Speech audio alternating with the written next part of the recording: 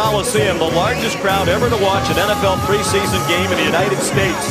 More than 90,000 on hand to welcome the Rams back to Los Angeles, the city they departed in 1994 for St. Louis. Hi, everybody, and welcome to the booth.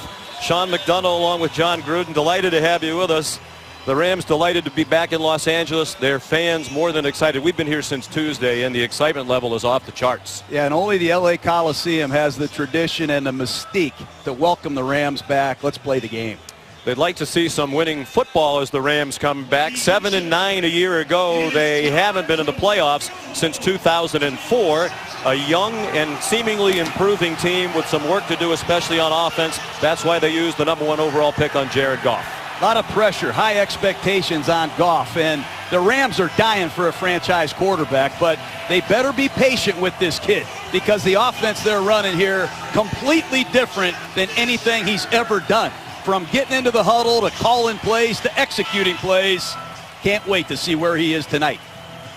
Tremendous roars. Goff and the Rams take the field. He won't start the game. He'll play tonight behind the veteran Case Keenum, but we do expect to see Jared Goff for about half the game.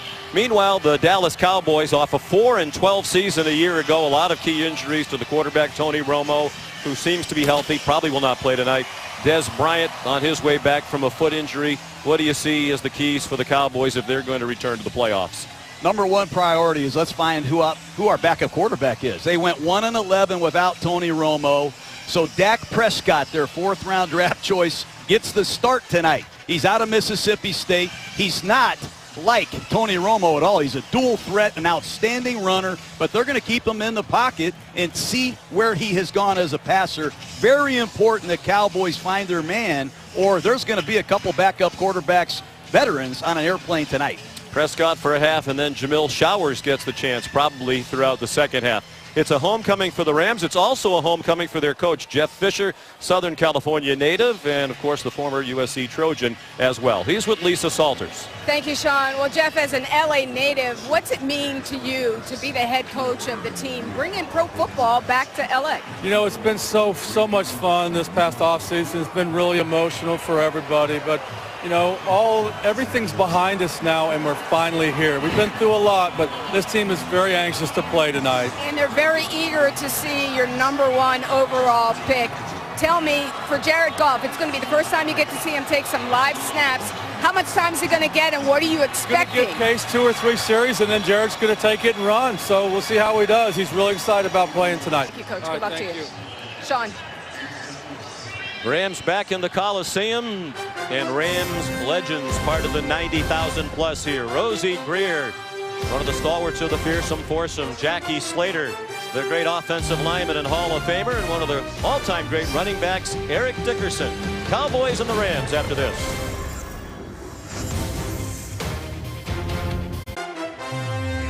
Welcome back to Monday Night Football from the Los Angeles Memorial Coliseum. Beautiful night here in the City of Angels. Huge crowd on hand. Time for the national anthem. Here's public address announcer Sam Lagana. National anthem.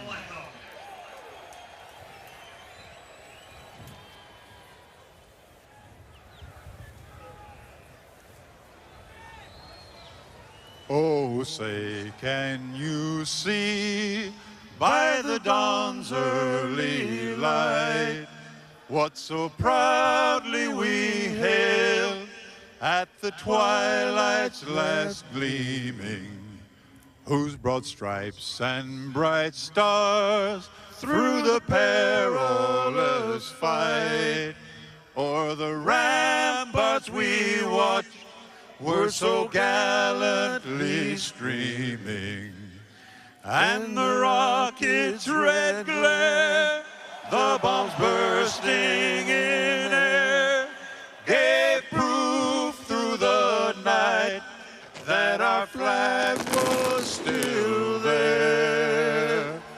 Oh, say does that star-spangled banner yet wave for the land of the free and the home of the brave?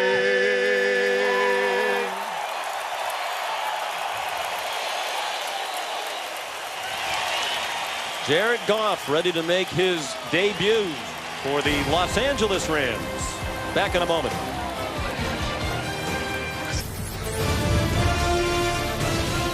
ESPN welcomes you to the following presentation of the National Football League. Back in the Coliseum where Dallas won the toss and elected to receive, so the Los Angeles Rams will kick off to Jason Garrett's Dallas Cowboys. 45-43 in 6 seasons, 5 full seasons as the Cowboys coach. Dak Prescott will get the start at quarterback for the Cowboys. Greg Zuerlein, Greg the Leg, will kick off for the Rams. And football is back in Los Angeles for the first time since 1994. Lucky Whitehead dodged some traffic around the 10, and now he's in the clear. Goodbye.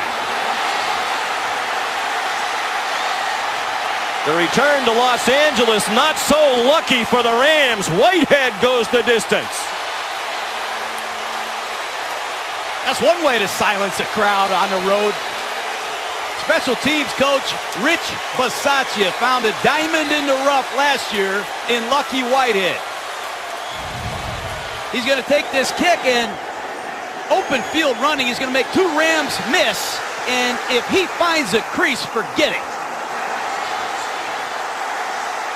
Great start for Dallas. 101 yards for Whitehead.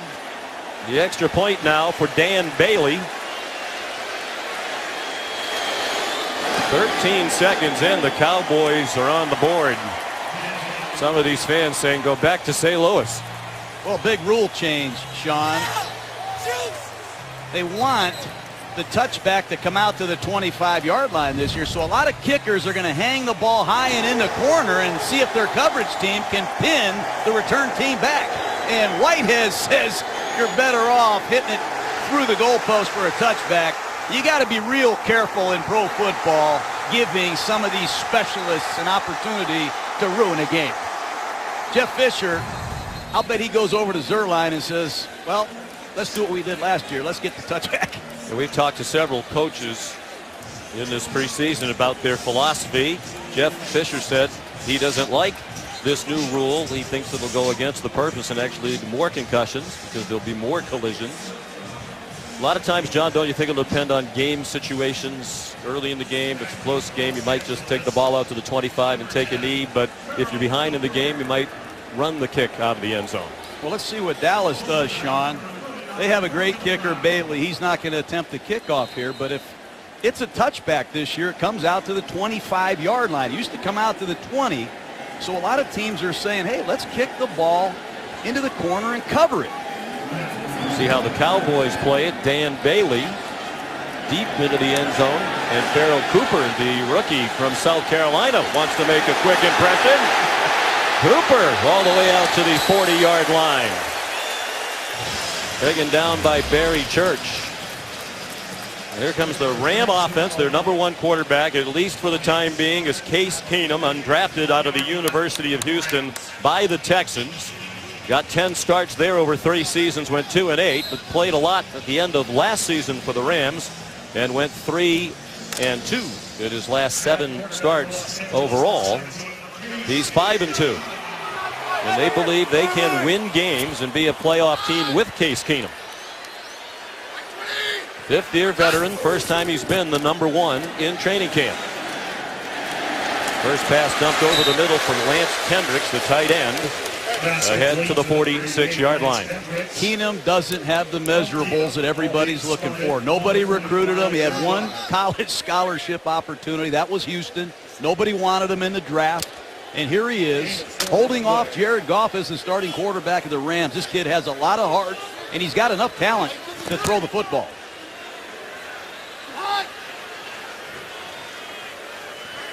Danny Cunningham, the running back. They will not play Todd Gurley tonight.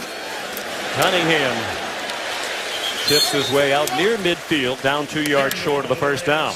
Rams do so much in their running game on the backside with wide receivers and fullbacks, giving the backside of the defense so much conflict, and it's got a lot to do with some of the big runs that St. Louis hits. A lot of misdirection and motion from the Rams offense.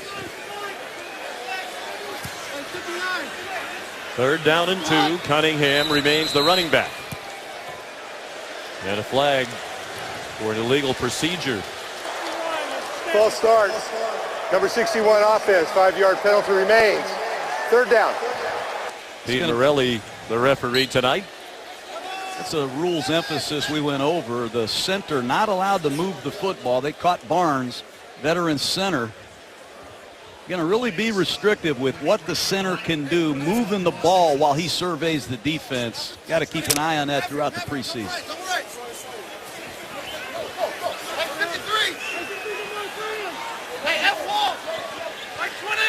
Coaches rave about Barnes. The center does a great job with the protections at the line of scrimmage.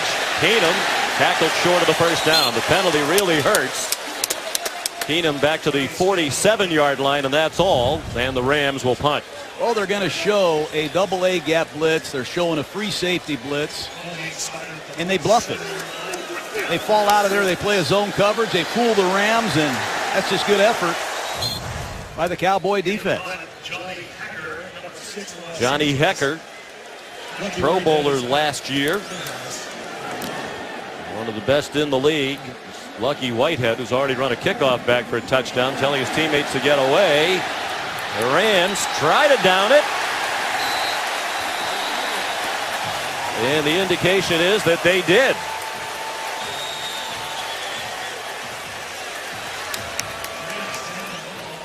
Boy, Johnny Hecker continues to be the best punter in pro football. Downing the ball inside the 5, nobody does it better than Hecker and the Rams.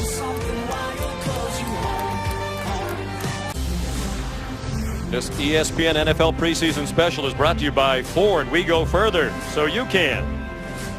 By IBM, outthink your biggest challenges. And by Arby's. Arby's, we have the meats.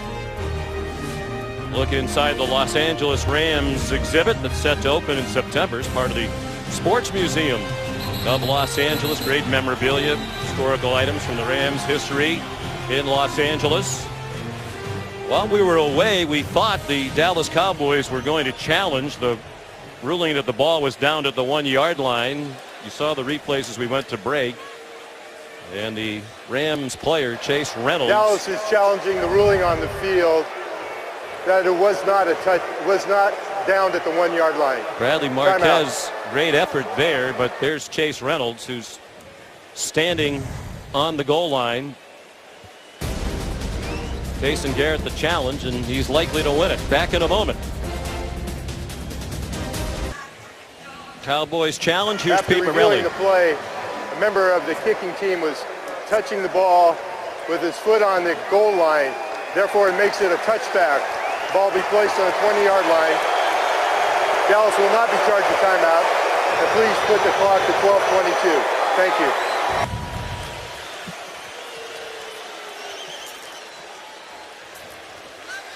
Pretty obvious there.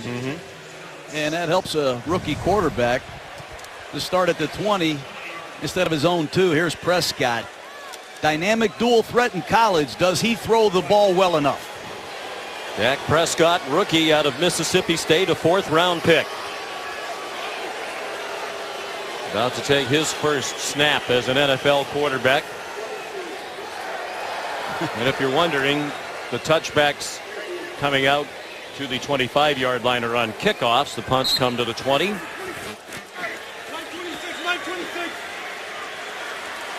Travis Frederick, the center, anchoring a terrific offensive line for Dallas. Play action pass on the first play for Prescott. It's dropped.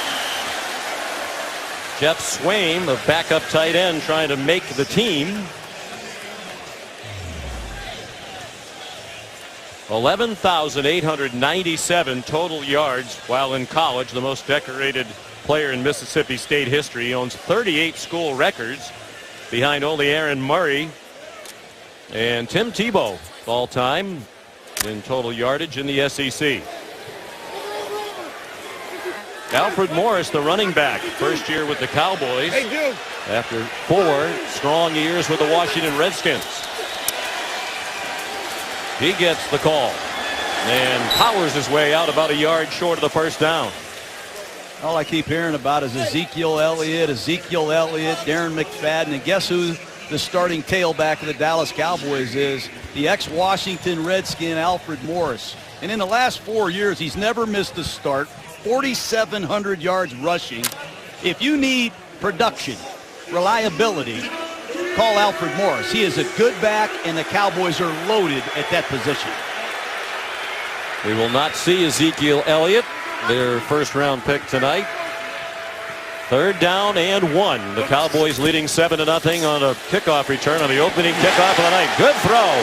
And on target to Cole Beasley is Prescott for a first down out to the 44-yard line. Jermaine Johnson, one of the best cornerbacks in the league, had the coverage, 15-yard gain. Good timing, good location from Prescott to Beasley. And we talked about Jermaine Johnson in the pregame, franchise left corner of the Rams, and the rookie Prescott not shying away. Hey, let's go, hey, Rico. Hey, watch it right here, Zorro. Oh, boy. Into the bag of tricks. Here comes Whitehead again across midfield and out of bounds with another first down, it appears. He has it just shy of the 45-yard line of Los Angeles.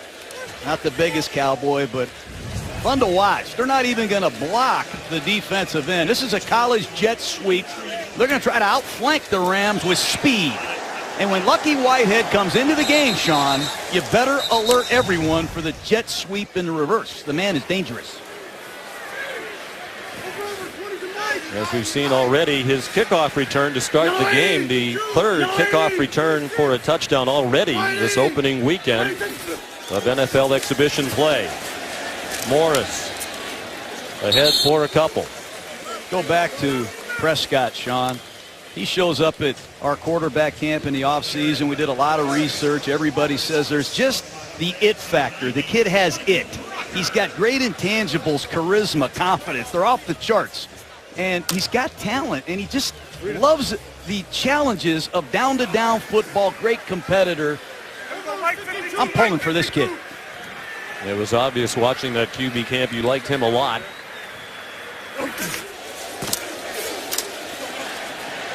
Deep ball to the sideline, and it is caught. Is it in bounds? And yes, it is. Dez Bryant on the field. We were led to believe he may not play tonight, but he's out there working his way back from the foot injury that hampered him for much of last season. 18-yard gain with Cody Sensabaugh coverage. That's a beautiful thing, a back shoulder ball. Dez Bryant, didn't think we'd see him today, but he saw this crowd. On the list of scratches we got, he was one of them, but obviously out there tonight. Alec Ogletree made the stop on Alfred Morris. Hey, Dez Bryant, he's the 1,212 club. 1,200 yards, 12 touchdowns. He seems to get that every year. Did it 3 straight seasons. The foot problem had as much to do with the Cowboys struggling on offense last year as Romo. Great to see him back in the lineup this early in training camp. Loves to play and wants to be out there after the injury-shortened season last year. Prescott given time on target again to Beasley, and the Cowboys near another first down inside the 20. It's a great job by Prescott. You're going to see the blitz coming off the right side. Number 20, Joyner, doesn't flinch in the pocket, gets right to his hot receiver, and this has been an impressive opening drive for the rookie quarterback. Tony Romo said his main job tonight would be to try to help Dak Prescott and Jamil Showers along. Dak told us he's already been a big help during the workouts, sharing his experience. Alfred Morris, the first down, twisting down to the 14-yard line. Flag on the play. And holding, number 79. Offense, 10-yard penalty, still 3rd down. You know, Dallas was terrible last year in short yardage. 3rd and 1, 4th and 1. For this type of offensive line to be just over 50% is poor. And that time, Green, a second-year man out of Florida, who they're looking at carefully as the swing tackle, commits a terrible foul in the scoring zone. 3rd down and 11. Too many penalties on this Cowboy offensive line. They're too good for that. Green getting the start at left tackle for the Pro Bowler Tyron Smith. They don't want to play him in his first exhibition game. 9th play of the drive, 3rd and 11. It's a screen. Well executed, and Morris gets the first down back inside the 15-yard line. Knocked down by T.J. McDonald. He's played a lot of games in this facility, the former USC Trojan. 12-yard gain on 3rd and 11. Watch Morris catch this screen pass and go right down the numbers. That's the sidewalk on a good screen pass. Take the ball to the numbers, pick up your lineman downfield, and Alfred Morris getting a lot done after contact. Should have the chance to play a lot tonight. Ezekiel Elliott, as we mentioned, nursing a hamstring injury. They don't think it's serious. Darren McFadden still coming back from a fractured elbow, the leading rusher last year. Screen to the other side to Rod Smith. He bangs his way inside the 10. Trying to make the team as a fullback. You can call a lot of different kind of plays with Dak Prescott. You get the running game going, you fake the run to your right, you come out with a bootleg to your left, you find your hot receiver, and off goes Smith for a nice gain on an early down. Hard quarterbacks to defend, these men that can run and pass. I like what I see.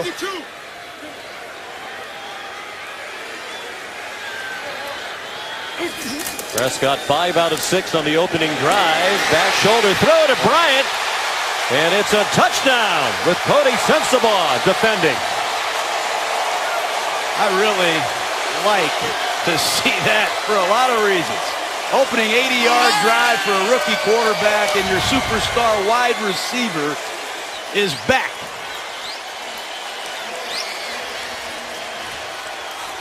I say give it to him. Yeah, that's a catch.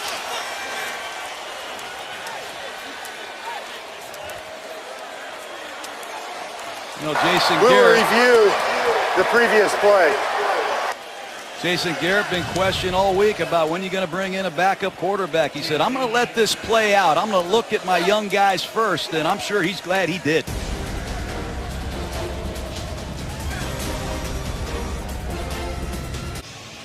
We welcome you back to Los Angeles. Let's get the ruling from Pete Morelli. After reviewing the play, the ruling on the field is confirmed. Touchdown. We're pleased to be joined again this year by Jerry Austin, 26 years an NFL official, 3 Super Bowls, 2 of them as the referee, and perhaps the most discussed thing these days in football is what's a catch, what isn't a catch. Was that pretty clearly a catch? I don't know as clearly, but there's a process to making a catch. Control the ball, get 2 feet down, and if you're going to the ground, maintain control of the ball. And that's what Dez did in that play, which he did not do in the playoff game. Yeah, that was reminiscent of what happened in Green Bay. Dan Bailey on for the extra point. There is a flag.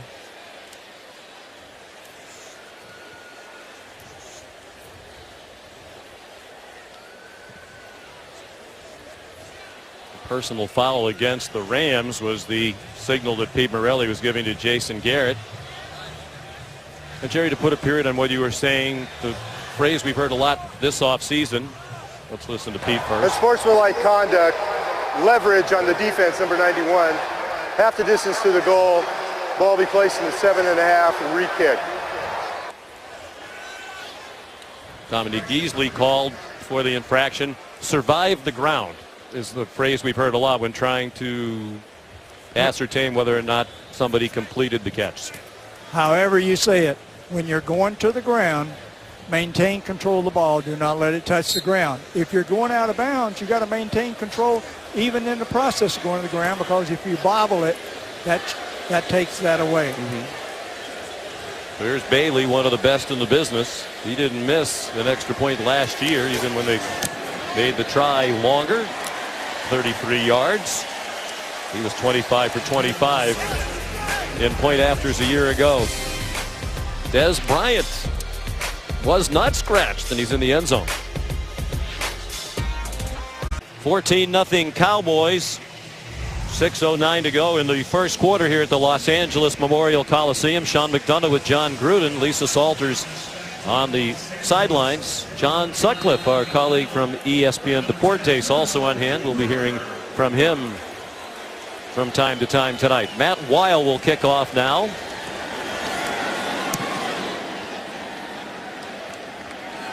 Pharaoh Cooper lets it go out of the back of the end zone.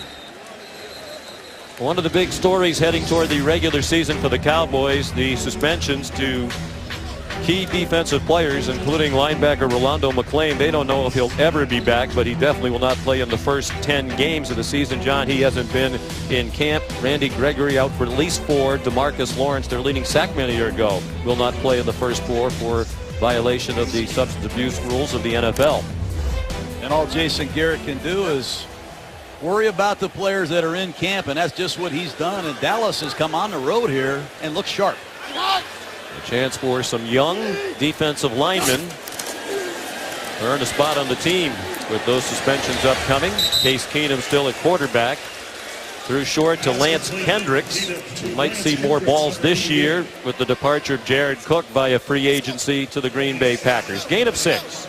It's the front 4 of the Cowboys that concerns me the most. There's just a bunch of no names out there. Losing players is one thing. Having injuries. Malik Collins is out. There's a number of Cowboys unavailable, and you said it, there's a golden opportunity for some young players to make a name for themselves.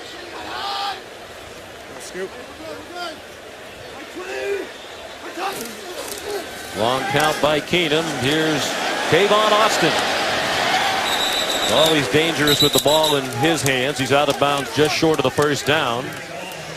Mark Zacha made the stop. Second-year man out of Wyoming with help from Anthony Hitchens. Austin's interesting. 52 catches and 52 rushes, but watch the speed of middle linebacker Anthony Hitchens once he recognizes this reverse. Hitchens can blur the screen, and he's played a lot of different positions for this Cowboy defense. He's played weak side, he's played in the middle, and that's where he's going to be this year with no McClain. Sean Lee not playing tonight. He would ordinarily be the weak side linebacker. Benny Cunningham squirts free for a first down. Out to the 42-yard line. J.J. Wilcox trying to make the team as a backup safety. It's the first down back in Los Angeles for the Rams with 4.5 minutes to go in the first quarter. We have this thing called the Gruden grinder, Sean. I've been Benny watching. Cunningham, he would be a candidate every week. I love the way he plays. He does a lot of dirty work, and converting third downs is one of them.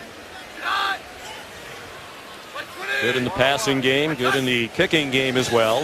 Keenum out of the shotgun on target. It's another first down. Brian Quick across midfield to the Dallas 45. Run out by Anthony Brown, a rookie from Purdue. 13-yard completion to Quick in his 5th year, and they're still waiting, John, for him to make a big impact. He was a second-round pick out of Appalachian State. There's a lot of pressure on Brian Quick to have a great preseason and stay injury-free. The Rams brought in several young receivers, some in the draft and some after the draft, that they're intrigued by. Mike Groh, the new wide receiver coach, said one of his major tasks is to get more out of Quick, get him to use his size. Screen, Benny Cunningham, another first down. Down to the 25-yard line. Wilcox again in on the play.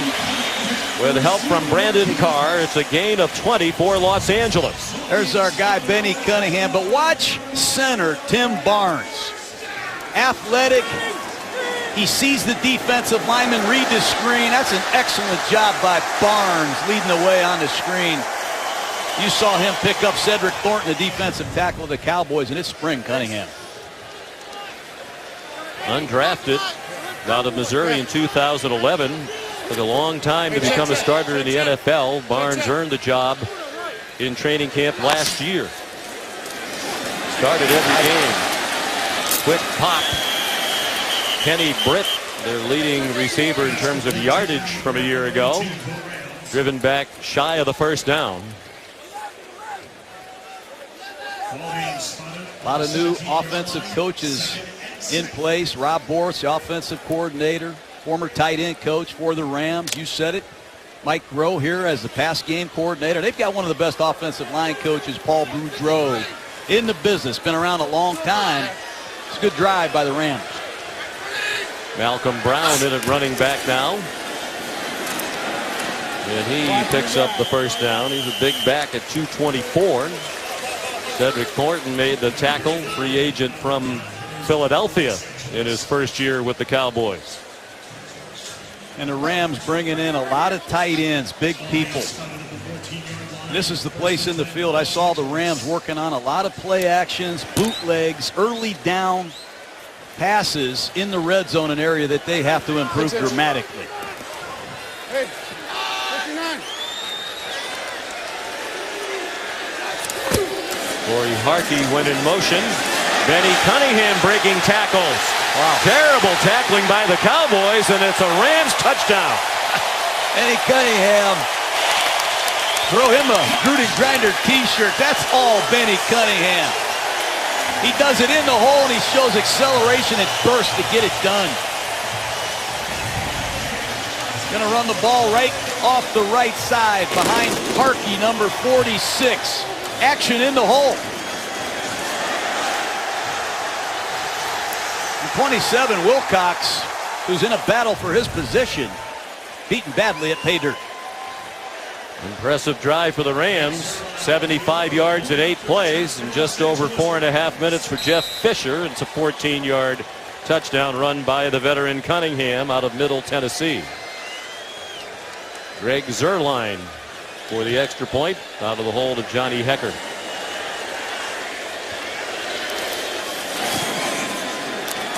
Flag down. The kick was good. There's a flag down behind the defensive line. Illegal formation defense. 5-yard penalty will be enforced on the kickoff. The try is good. Timeout. And the Rams are on the board to the delight of the 90,000 plus. Most of them anyway. There are a lot of Cowboy fans here since they've trained for many years in Southern California. On September 12th, Monday Night Football kicks off the regular season with a great doubleheader. First the Steelers and the Redskins at 6:55 Eastern Time.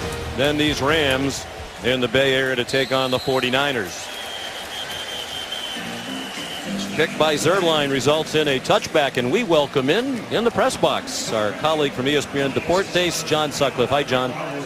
Well, Sean, this is as good as it gets. I've been told by the Rams they had to credential 3 times more media than they usually would do in a regular game in St. Louis. Taking into account that the city of Los Angeles and Long Beach has the largest Hispanic community, I'm so happy. I've seen a lot of my Latino colleagues, print media, local TV, ESPN Deportes Radio is showing the Carneros, the radio broadcast of the Rams.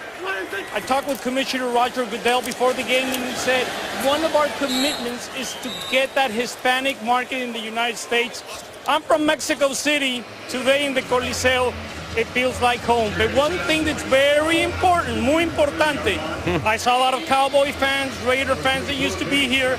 If you want the Rams to sell out, hay que ganar. You got to win games en la cancha, on the field. All right, John, thank you. Darius Jackson got the call on first down. The commissioner is here, Roger Goodell. We'll be joined later by Cowboys owner Jerry Jones, who was a big part of the process that involved the Rams moving from St. Louis back to Los Angeles and to the Inglewood site. Jackson carries again. Rookie out of Eastern Michigan, who should get ample opportunity to make an impression tonight. And he has a first down. There is Jackson. Didn't get invited to the combine. They go work him out. He runs under 4.4. He's got a 41-inch vertical. And he's a local kid. He's from nearby where the Cowboys train, and they like everything they've seen from him. He's a good receiver as well. Grew up in Garland, Texas. Moved to Sparta, Illinois, his mother's hometown, when he was in junior high school. His dad, Tyrone, still lives in the Dallas area. Good throw. Dak Prescott has been magnificent.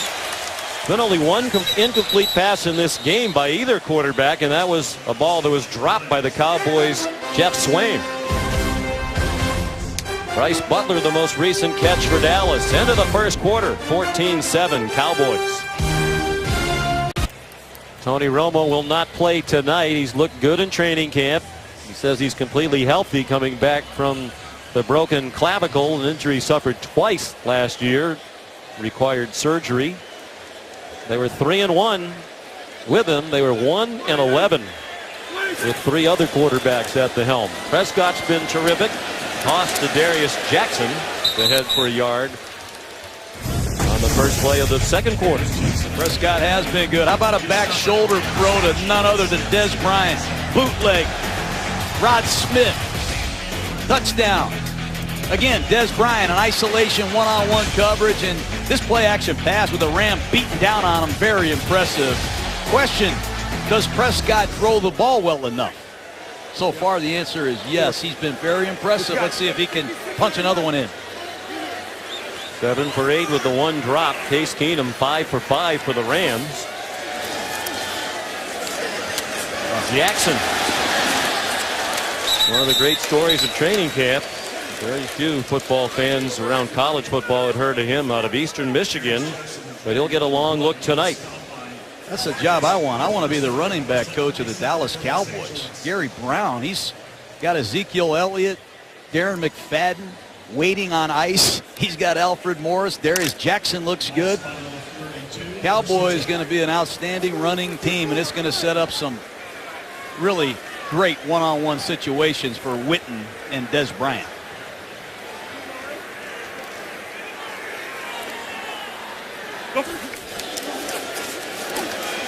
Prescott, little fake, surveyed the field, on target again for a touchdown. Terrence Williams in the end zone for Dallas. Can't throw the ball any better. It's a double move. Williams has a step, and Dak Prescott drops it in there perfectly. And John, when we talked to Sean Lee, the Cowboy linebacker at camp a couple of days ago, and you asked him about Dak Prescott, the thing he said that impressed him the most is he's like a veteran in terms of the use of his eyes and looking off coverage and surveying the field. And we've seen that in the first half. Jerry Jones and Stephen Jones and Michael Irvin. The Joneses might not be on the phone looking for a veteran quarterback after what we're seeing from Prescott tonight. And you haven't even seen the kind of plays that this kid can run, Sean. You know he can run the zone reads. He can run any kind of option you dream up.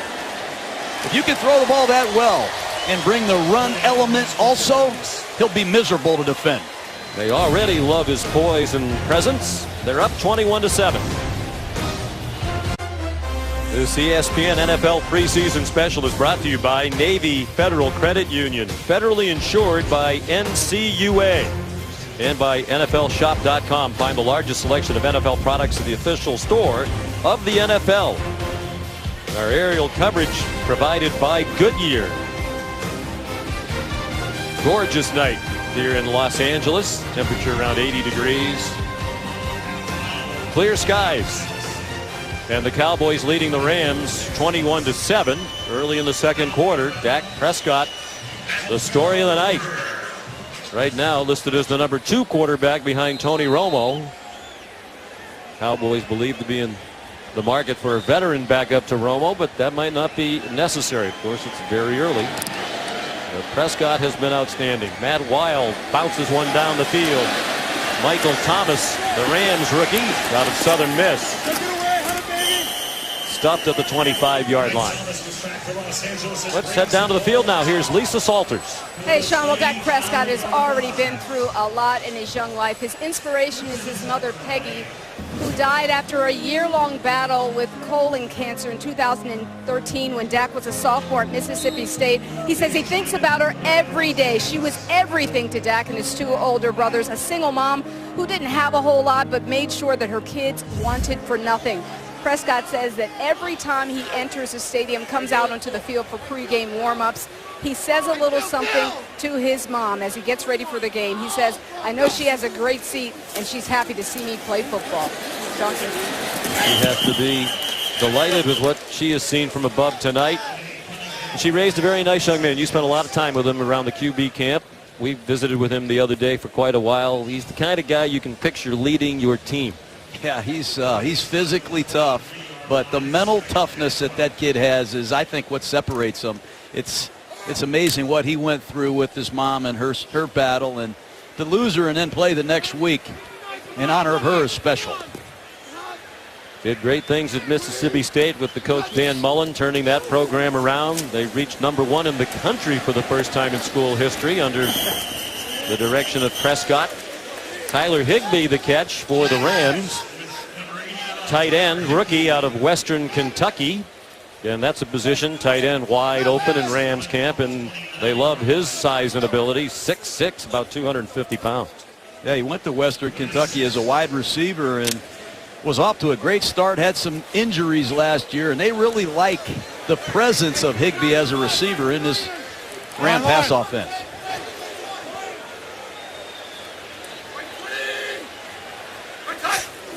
Keenum 6 for 6. And his first incompletion is a drop by Tavon Austin. Tavon Austin, as fun as he is to watch, he's just, I think, got to take his game to another level, Sean. He's got 52 catches, but 32 of them are quick screens. He's got to improve as a route runner and do more for this Ram offense. Should have caught that ball, and it should have been a first down.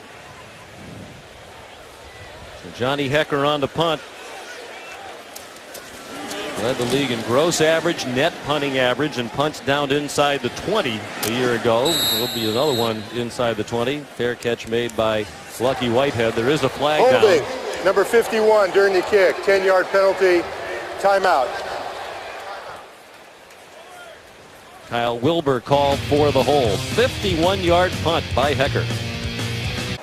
Welcome back to the Coliseum in Los Angeles. I am joined by Lynn Swan. Lynn, I know that you are a former USC Trojan. You're now the athletic director at USC, but you are also a Pro Football Hall of Famer. So for you, a former Pittsburgh Steeler, what's it like to have the NFL back in LA? Well, I think it's great for Los Angeles. As you can tell in the preseason game, there are a lot of other NFL cities who are hard-pressed to get this kind of number out. And I think it's the LA fans saying thank you for coming back. We're certainly going to have full stadiums for USC as we go on and share this facility. So I think the fans are excited to have an NFL franchise. And you mentioned sharing. Now, people don't always like to share. So what is it like, going to be like sharing this facility with a pro team? Well, it goes back to the days when I played college football here at the Coliseum. It was USC, UCLA, and the Los Angeles Rams that all shared this facility. But I think we've come a long way in terms of the ground care, the groundskeepers. So I think this field will be in much better shape throughout the season. Take me back, your fondest memory of playing here as a Pittsburgh Steeler. I have some great memories playing here, but most of them are certainly as a USC Trojan. Coming down here, coming down that ramp, playing against Stanford, playing against Notre Dame, winning national championships. And now as the AD, I get to help Clay Helton, our coach, build the team at USC and compete for a national championship. So it's coming home. Well, you did score a touchdown against the Rams as a Pittsburgh Steeler in the Super Bowl. That had to count for something. Well, that counted, but that was in that other place on the other side of town. But the Coliseum is something special. I have a lot of great memories, a lot of great games here, and we look forward to rebuilding the Coliseum and sharing it with the Rams for several years. Well, thank you very much for your time, and good luck this upcoming college football season. Thank you, Lynn. Sean, back to you. All right, thank you, Lisa. After a couple of carries for Darius Jackson, he gets the call on 3rd and short, and he got blasted. Quentin Coples leading the way. Christian Bryant up from his safety spot. And you mentioned it, John, a year ago, the Cowboys really struggled in short yardage situations, and there's another. Hard to believe. You got to convert those. Got to put your money where your mouth is. If the strength of your team is the offensive line, you got a lot of good backs. You got to get that done. Here's Farrell Cooper, Sean. Dynamic player they drafted out of South Carolina. Good receiver, good returner. Chris Jones, the punter. Short kick. Cooper on the run. Coming to the near side. And Pharaoh Cooper. A nifty return to the 32-yard line of Dallas. Tennille Jenkins made the tackle. 40-yard punt and a 26-yard return by the rookie from South Carolina. Well, we were away. Big roar here at the Coliseum as Jared Goff was introduced as the quarterback for the Rams for the first time on this field. The #1 overall pick in this year's draft after a prolific 3-year career at Cal, where he set 26 school records and set the Pac-12 record for touchdown passes in a season last season with 43. 21-year-old rookie from the Bay Area in Northern California.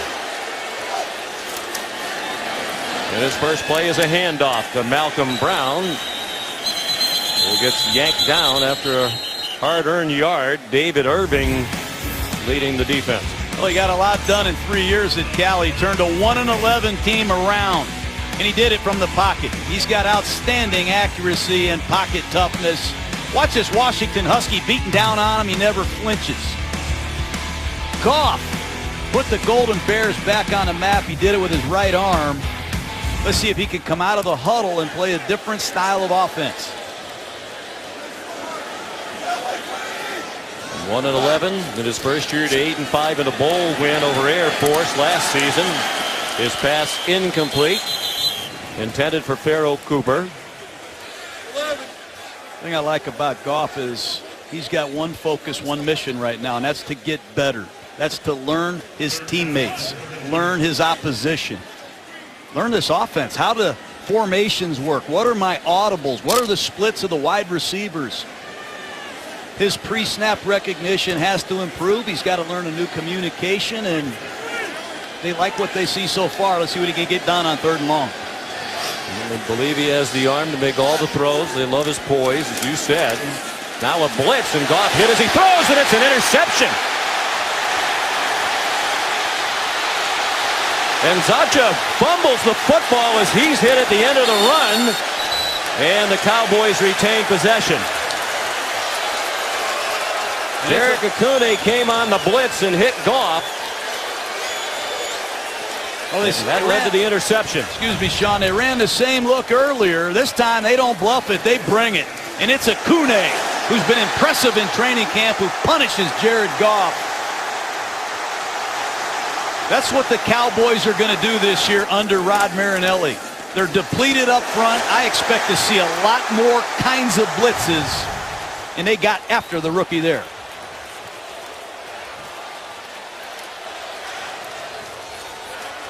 A rough start for Jared Goff. Akune, first-year player out of North Texas, trying to make the team. He's been impressive in camp. He makes a big play. And Zacha with the return of 34 yards. Play fake by Prescott. It's a screen, and Swain drops it again. Well, he's known primarily as a blocking tight end, and you're seeing why. They think he's an improved receiver, but on game day today, he's dropped a couple. You got to catch it before you run, and that's twice on bootleg. Swain, the former 7th rounder out of Texas, mishandles it. Get your eyes around, catch it first. Swain trying to become a runner before he secures the catch.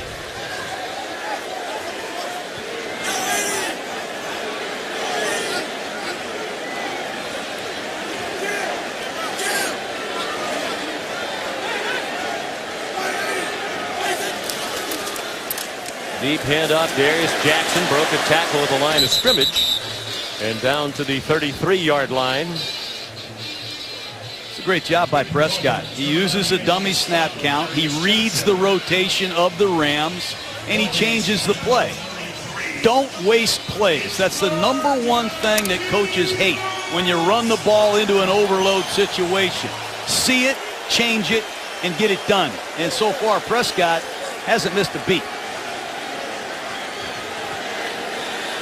3rd down and 5. Rams showing blitz. They rushed 5. Prescott on target. 1st down. And more. Good effort after the catch by Devin Street. third-year man out of Pittsburgh, who's also in a battle to retain his spot on the roster. 9-yard gain, first down. Just a slant route off the right side. Man-to-man coverage. And Marcus Roberson, who's in a battle for playing time, beaten for the first down. Dallas has gotten after the Ram corners in this first half. Janoris Jenkins, last year's starter, went to the Giants. They still have Trumaine Johnson, but they have not shied away from any of these Ram defenders.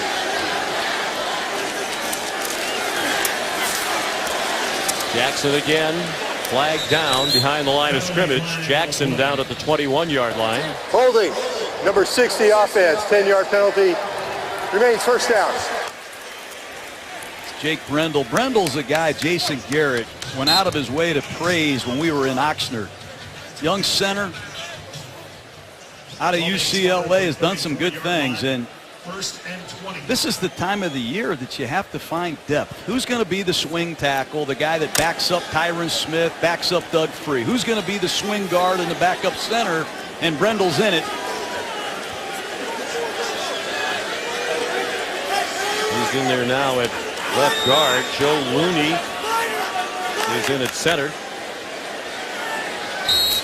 They're really all competing to be backups because their offensive line is set. Offense, 5-yard penalty. Still first down. First mistake by Dak Prescott. You got to come to these stadiums early. You got to find that 40-second clock. And you cannot take a delay game in a red zone fringe. Take a timeout.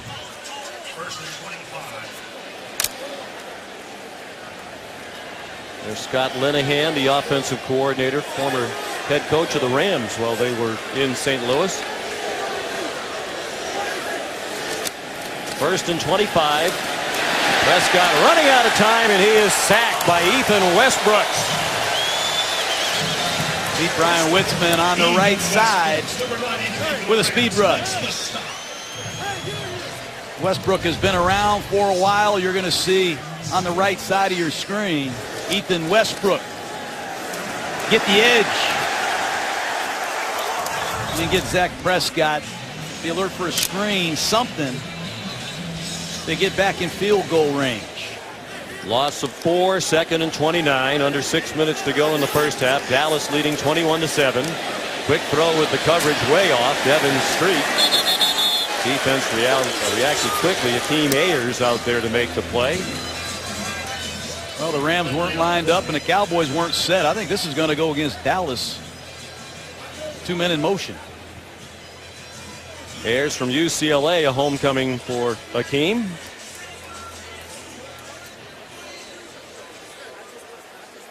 Illegal motion, offense, number 87, 5-yard penalty. Still second down.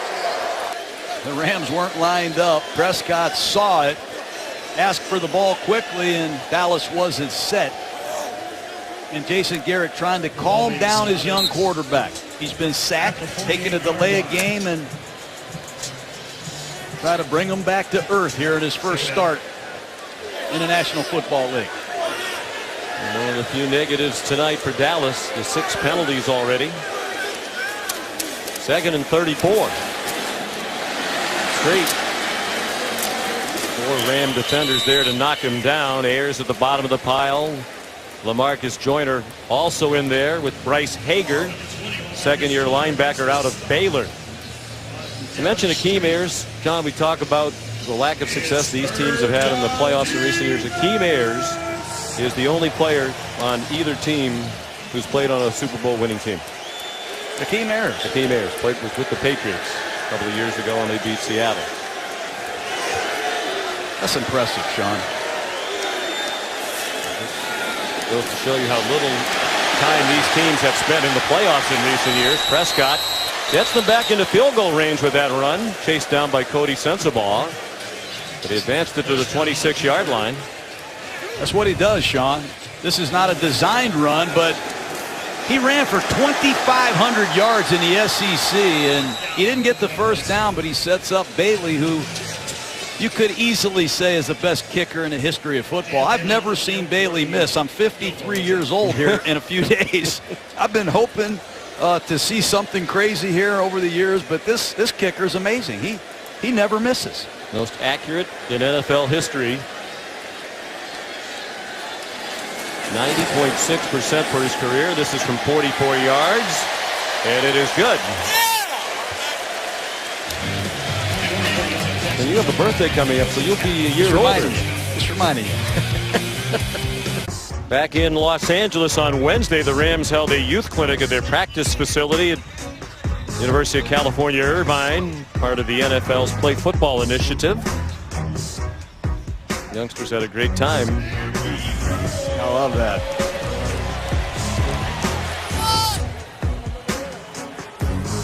A lot of kids here seeing their first NFL game in person.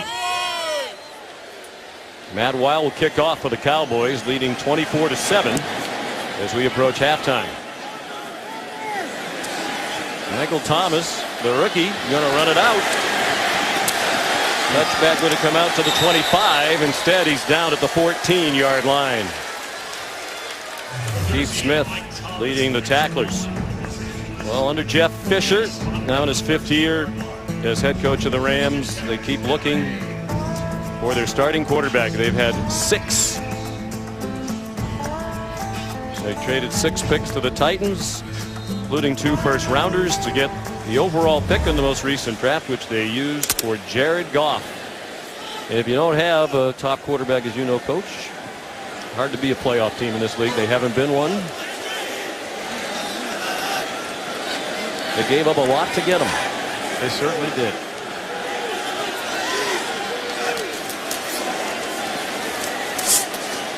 And his pass through the hands of his intended receiver, Mike Thomas, who just brought the kickoff out of the end zone and then dropped the ball. When you're a young player, rookie, trying to make the team.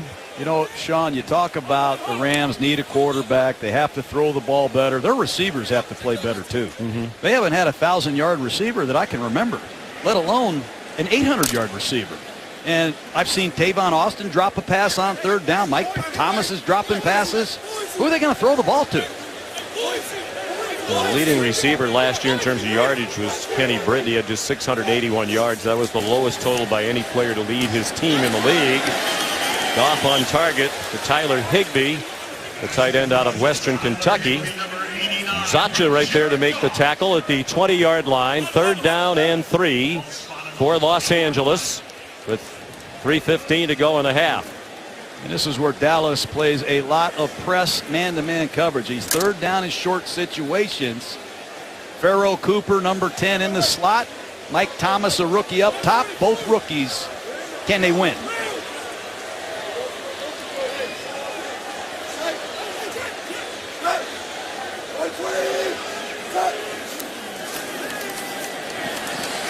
Five-man rush, well blocked, and Goff's on target for 1st down. It's Higbee again.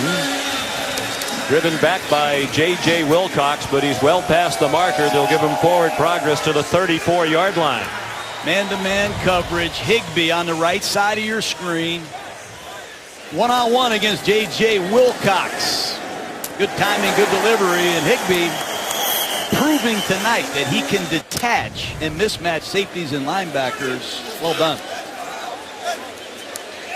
The Rams, after making the deal to get Goff, the deal with the Titans. The Titans got the Rams' 1st and 3rd picks 2016 and 17. They got 2 second-rounders in this 2016 draft. Malcolm Brown close to another 1st down. After they selected Goff, they didn't have picks in the 2nd or 3rd round. 4 of their 5 choices after Goff were wide receivers and tight ends. They want to give him help. 2-minute warning in Los Angeles.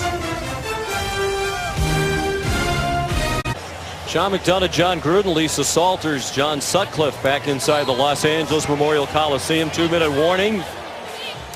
And the Rams return to Los Angeles. First professional football game in Southern California since 1994, when both the Rams and the Raiders left Southern California. Of course, for the last 15 years in Southern California, the Rams played in Anaheim. Goff over the middle to Malcolm Brown, and a good tackle. And Zacha's been impressive. Has the interception. Knee injury last year limited him to 2 games. 2nd-year player now out of Wyoming. And I want to see this Cowboy 2-minute pass rush. Ryan Russell, second-year man out of Purdue. Somebody has to come screaming off the corner and end this drive. Minute and a half to go in the half. All 3 timeouts remaining for both teams. Brown trying to drive the pile to midfield. Comes up about a yard short. It's an interesting call. As we approach 1 minute, Rams still substituting. Great opportunity to see Jared Goff get a 2-minute drill in his first game. A lot of time being wasted here before the half. Wow. And no urgency at all. This is not good.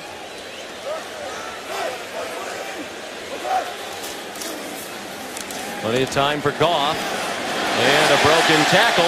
Tyler Higbee got away. First down, finally knocked out of bounds by Kayvon Frazier, rookie safety, trying to make the team out of Central Michigan. J.J. Wilcox really struggling in coverage. This time he misses another tackle. And that's what the Rams are looking for. A tight end that can detach, like Jimmy Graham, like Gronkowski, and take advantage of matchups against safeties that struggle in one-on-one coverage. Fourth catch for Higbee. We were told training camp that he and Goff have formed a nice connection in the workout. And they've taken that onto the field tonight. Deep ball. Incomplete, intended for Brian Quick. 35 seconds to go in the half. All 3 timeouts left for the Rams. Stay tuned for the Toyota halftime report. First half analysis, highlights from around the NFL. Coming up in just a matter of moments.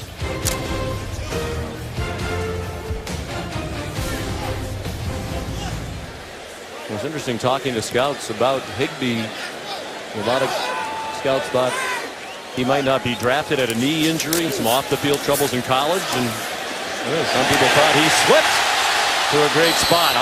Diving attempt made by Cooper. He couldn't hang on, and Frazier and Wilcox couldn't come up with the ball that was free for a moment. J.J. Wilcox redeems himself. He had a couple struggles in the first half. This time it's cover 2, and right off the left side of your screen, watch him break on the ball and separate Pharaoh Cooper from the rock. If you're going to play cover 2, you have to have safeties that will dislodge the ball from receivers down the middle. Great work by the veteran Wilcox. Fourth-year player out of Georgia Southern, started 13 games last year. Goff is sacked, ripped down back at the 50-yard line. Dallas, first team timeout. 30-second timeout. Chanel Jenkins just joined the Cowboys about a week ago with the sack. Well, after the starter, Case Keenum went 6 for 7. Jared Goff into the game, Coach Gruden, and it's been a rough debut. Well, the end goes first and the tackle goes second. It's an ET stunt on the left side of your screen, and you see 63 Williams, 67 Folkers. They don't switch the stunt, and down goes Goff. When you play Rod Marinelli, the defensive coordinator of the Dallas Cowboys, you're going to see a lot of stunts. You're going to see a lot of stemming of the front. They line up one way and they move to another position. And you're going to see some blitzing this year because they're missing some personnel. Great work by the Cowboy defense. Can they get more of a pass rush this year? Just 31 sacks last season. 25th in the NFL. Johnny Hecker with the punt. They'll mark it at the 15-yard line. Just 14 seconds to go.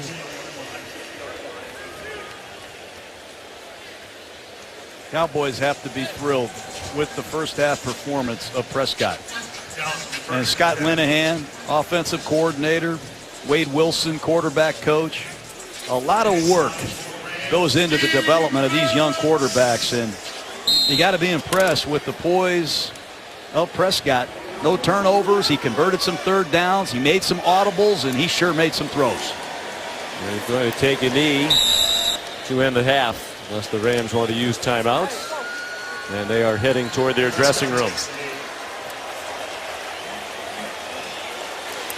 Well, Goff the #1 overall pick, but it was Prescott who shined brightest in Hollywood in the first half tonight. Halftime score, the Cowboys 24 and the Rams 7. The Rams get the ball to start the second half. We'll join Chris Mervin for the Toyota halftime after this break. Welcome back to Los Angeles. The Cowboys leading the Rams 24-7 as we get ready for the start of the second half. It was 70 years ago that the Rams first moved west from Cleveland to the bright lights of Los Angeles. One of the great offensive casts in the game helped deliver the big prize in 1951. And then the script was flipped in the 60s. It was the defense led by the fearsome foursome that terrorized league quarterbacks. A new director arrived in 1973, Chuck Knox, initiating a 17-year run with 14 playoff appearances, most in the league in that span, but just one trip to the Super Bowl. There was no Hollywood ending. The Rams' suddenly woeful return to the Midwest in 1995 to St. Louis. Now they're back in Los Angeles. Pro football back in LA for the first time since the end of the '94 season. I believe I said back in Southern California. Of course, San Diego's in Southern California, so all of Southern California did not lose the NFL. But a very impressive first half for the Dallas Cowboys' young rookie quarterback, Dak Prescott. I don't know how impressive you expected him to be, but I didn't expect this. He was unbelievable, throwing the football, taking charge of the offense, and Jason Garrett did give him Des Bryant to help out on some of those bump and run situations. But what a job Prescott did. And here in Los Angeles, the focus on Jared Goff, the #1 overall pick in the most recent NFL draft. He came off the bench for Case Keenum, had a rough go. Well, he didn't get very good protection, and it started on the very first play. Here's a double A-gap blitz. You see the safety come with it, Barry Church, and Derek Akune punishes Goff. Ball's intercepted. Then it's a stunt. The end goes first on the left side, then the tackle loops around. They don't switch the stunt, and Goff hasn't had the support around him. He's had a couple passes dropped. Rookie Michael Thomas. I didn't like the way they got out of the huddle in the 2-minute drill before the half, Sean. Some opportunities, I think, to coach and teach, but I want to see more from Goff here in the third quarter. And that's a part of the opening game. We talk about young players trying to make an impression, veterans who are on the bubble trying to hold on their spot. But for coaches, in the case of the Rams, some new members of the coaching staff, it's the first game, new system of getting the plays in, of organizing the personnel groups on the sideline. So this is the first run through with live bullets for them. And who's going to talk to the quarterback on game day? This year they made a change. Now the offensive coordinator can go up in the press box and communicate to the quarterback. So Jeff Fisher is weighing a lot of different types of communication. He's got one of the biggest staffs in the league, and you got to have everybody orchestrated on game day. And I'm sure Coach Fisher made his presence felt in the Ram locker room at halftime. Not what he wanted, a 24-7 deficit in this debut. I know it's a preseason game, but you want to come out and give your fans something to get excited about. So on the left of the screen, Mike Groh, one of the new coaches we mentioned. Rob Boris was the interim offensive coordinator. The end of last season, took over for the fired Frank Cignetti. Job one, getting Jared Goff ready to play. I mean, they didn't give up all those picks to have Goff come and sit on the bench for a long time. And even Case Keenum knows eventually Jared Goff is going to be the starter. But Jeff Fisher used the word patience. We're going to wait until he's ready to put him into that situation. We expect him to play at least another quarter here tonight. Then he'll have 3 more exhibition games after tonight. But they think Case Keenum can win. As a matter of fact, we talked to Les Snead, the general manager at practice the other day. He said if Case Keenum had played the last 4 years for us, we would have made the playoffs twice. Matt Wiles kickoff down by Paul McRoberts. And here's Lisa Salters. Hey, Sean, well, I asked Jeff Fisher what he thought of how Jared Goff played in that first half, and he said, you know what, how about the very first thing he said to me was, how about that throw that he made in the 2-minute drill that should have been caught? So he said, I'm pleased with what I've seen so far. I'm pleased with the decisions that he's made. He said, I was not pleased with the 17 points that the defense gave up, the 3 dropped balls from the receivers. The plan was to have Goff play through the third quarter. Jeff Fisher wasn't so committed on that. He said, we're going to see him, see how he's feeling, and just we'll see. So, again, the plan was to have him play through the third quarter, but we'll see. Sean? Well, they're changing the plan, Lisa. A lot of times you have the rewrite of the script here in Los Angeles. Here's Sean Mannion, the former Oregon State standout. Second-year man. Third-round draft pick a year ago. And he's thrown for more yards in the history of the Pac-12 than any other quarterback. Threw just 7 passes last year. Completed 6 of them. Big guy, 6'6", 233.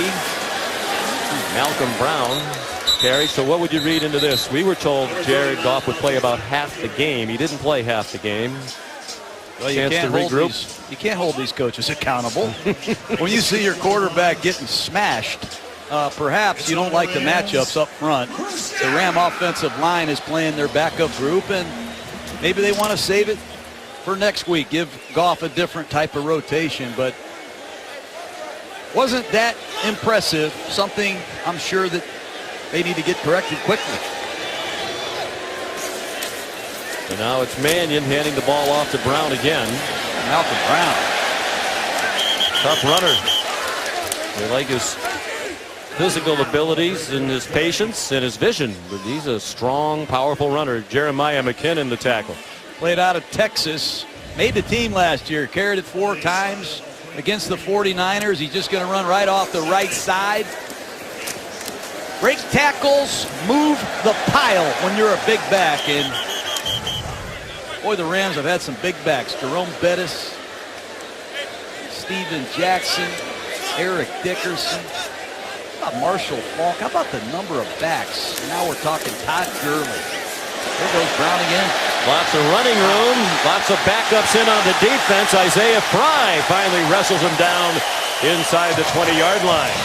Kayvon Frazier, the rookie safety out of Central Michigan, whips in the open field, and Malcolm Brown has Jeff Fisher's attention. Power play, you're going to see the left guard pull right off your right side. You'll see 35, Kayvon Frazier, number 35, miss a tackle. That's good north-south running. 9.4 yards per rush for Malcolm Brown.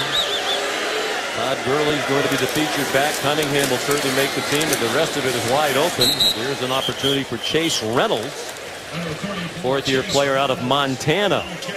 There's Todd Gurley on the sideline, third in the NFL in rushing.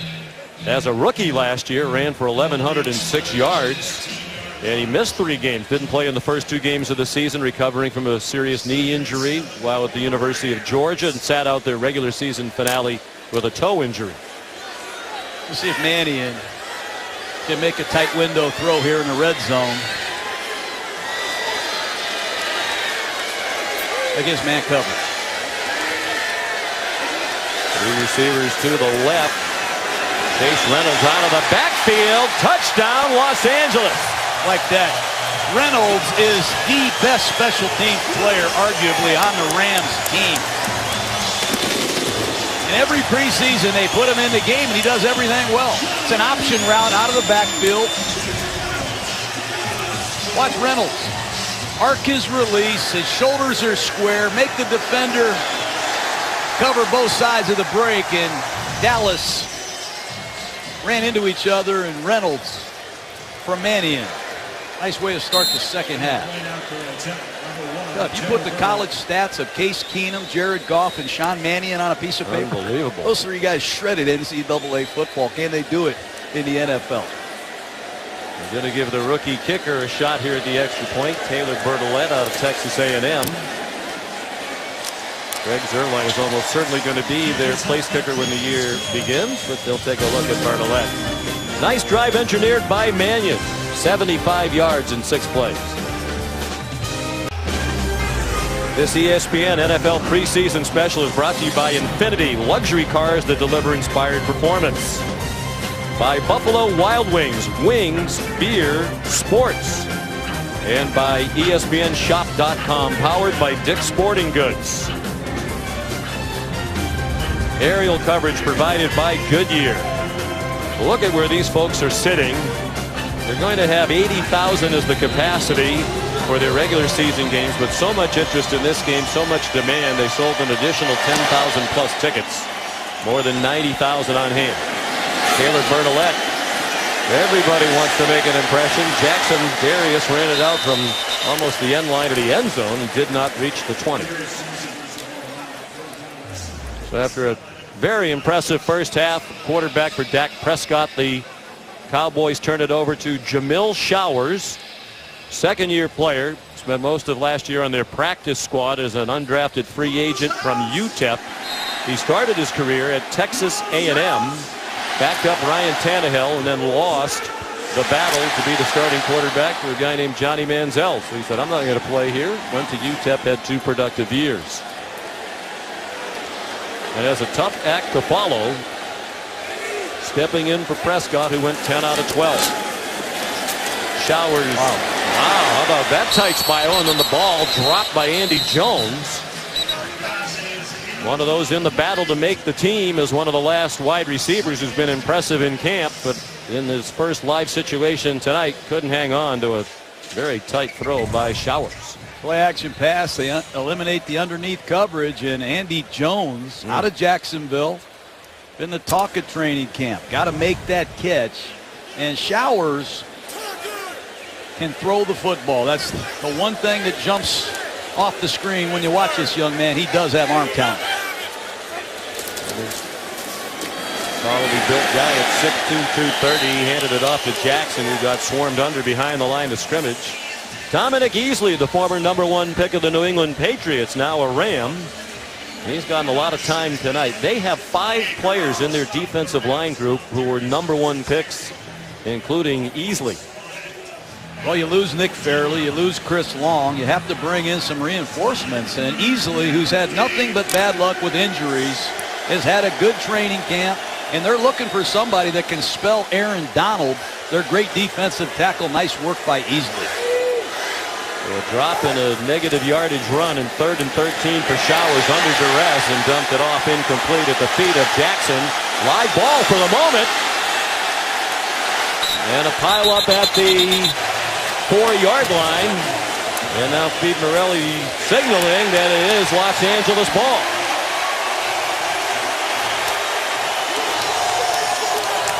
That was a fumble.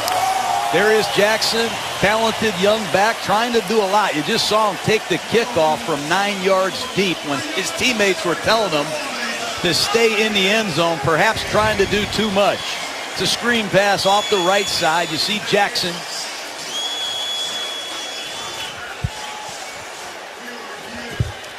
It's going to be incomplete. And they are going to review the previous play.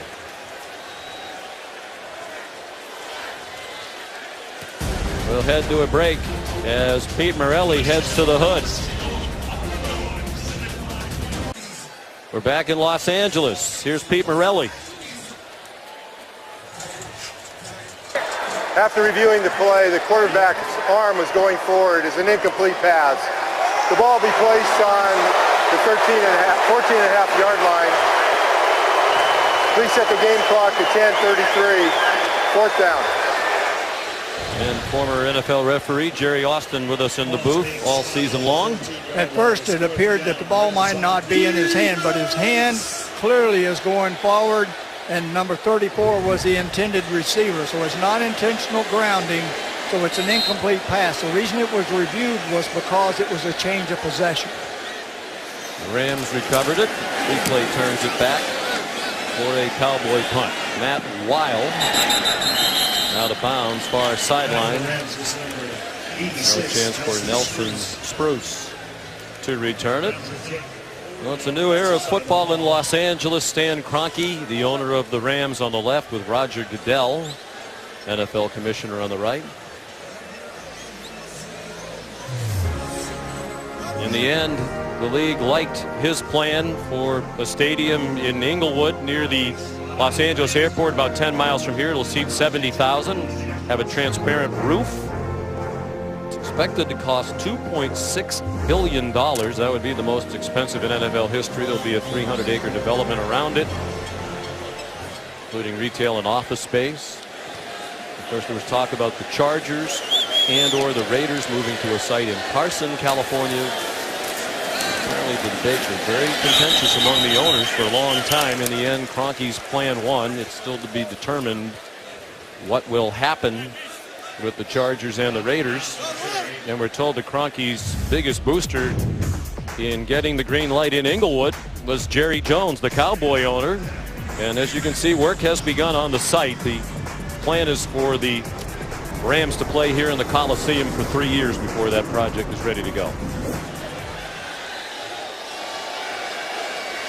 And while it's exciting for Los Angeles, John, I feel sorry for the good people of St. Louis. They had a stadium plan of more than $1 billion ready to go, apparently down on the river. But in the end, after 22 years, seems hard to believe there was not a team here for 22 years. But there's a team back, and it's the Rams back. Well, we met with Jerry Jones in Oxnard a couple days ago, and he clearly was complimentary of Stan Kroenke and the job that he has done. Said he's an angel for the NFL. That was the word he used, an angel. I can't wait to see that stadium. You're going to have to wait a few years. Sean Mannion still the quarterback. Third QB of the night for Los Angeles. He's on target to Chase Reynolds, but he got blasted way short of the first down. It's Martin Zacha again. If he's on the bubble of making the team, he's off to a good start in exhibition game number 1 of 4 with an eye toward making it. Well, Nazacha out of Wyoming, hurt last year. Watch him key the quarterback in this zone coverage. As soon as the ball is thrown, break, drive, make the tackle. Well done.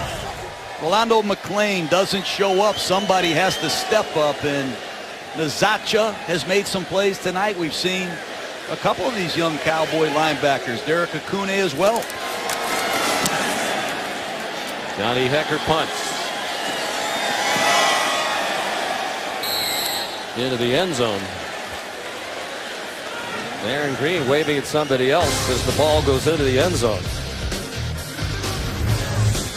You can prepare for the upcoming season with a 28-hour fantasy football marathon. It starts Monday at 7 Eastern Time on ESPN2. It'll feature fantasy-themed editions of First Take, His and Hers, Mike and Mike, Sports Nation, and NFL Live. And will also be streamed live on Watch ESPN and the ESPN app. First and 10, Dallas. Jamil Shower still at quarterback. Flag down as Darius Jackson ran ahead for a couple. Cowboys leading 24-14. Clipping. Number 79 offense. Half the distance to the goal. Still first down. Chaz Green's second penalty and big one. He had one in the first half on 3rd and 1. Green filling in tonight for Tyron Smith at left tackle. What? I don't see anything there. That's a bad call. Let him play. Sorry, Sean. No, it's quite all right. You will always be entitled to your opinion. It's America. Showers. Good catch by Lucky Whitehead on the ball thrown a little bit behind him. Jabril Washington, rookie out of... Holding. Number 79. The penalty will be declined. Second out. Chaz Green. Well, the officials have their eyes on Chaz Green. Let's take a look at the ISO. This is an important player for the Cowboys. You need a third tackle. I think that's a good call. That's Seau, 72, familiar last name, out of Nevada. The nephew of Junior Seau, a great Hall of Fame linebacker of the Chargers, and Seau's had a nice camp rushing the passer. Chaz Green had hip surgery, missed last season. He said they're hoping he can be in the swing tackle behind Doug Free on the right and Tyron Smith on the left. There's one place where the Cowboys are set. It's certainly the offensive line. Tyron Smith and the center Travis Frederick, along with the starting right guard Zach Martin, all went to the Pro Bowl last year. They were all first-round picks. Well, Collins and Doug Free also set to be the starters, so really the competition in camp is for backup spots. Keep an eye on Showers, young quarterback, on 3rd down and 10. Met last year on the practice squad, played some wide receiver and safety, now exclusively a quarterback. Movement along the line, flags down, intended for Vince Mailey, and incomplete with 2 defenders there, led by Jordan Lomax. Well, Cam Thomas of the Rams. Hard to miss Cam Thomas when he jumps into the neutral zone. He's listed at 335, but Les Snead, the GM, told us at practice the other day that he's probably closer to 370 pounds. There are fouls by both teams on the play. The illegal formation, number 76 lined up in the backfield. Offside, number 72 defense. Penalties will offset. Replay, 3rd down. Let's get back to Showers here. 3rd down and 10. Let's see the young quarterback stand in the pocket and work against the Ram defense that has not blitzed much tonight. You're going to see a 2 deep zone coverage. Let's see if Showers can find a completion. Running out of time and sacked. Or was he? No whistle. Apparently never went down completely, and now it's a completion. Vince Mailey all the way to the 32-yard line. What a play by Showers. Chaz Green at left tackle, beaten off the snap. Left side of your screen. Seau can't bring Showers down. Cam Thomas, the 370-pound tackle, can't bring him down. And what a play by Jamel Showers. 47-yard game when it looked like he would be sacked, but he did not hit the ground. There is Jackson around the right corner and out of bounds near the 25-yard line. They'll spot it at 24. How about that pocket strength? Break 2 tackles, have the presence to keep your eyes downfield and throw an awkward delivery strike to Melee for a huge 1st down. Good discipline by the officials as well not to blow it dead.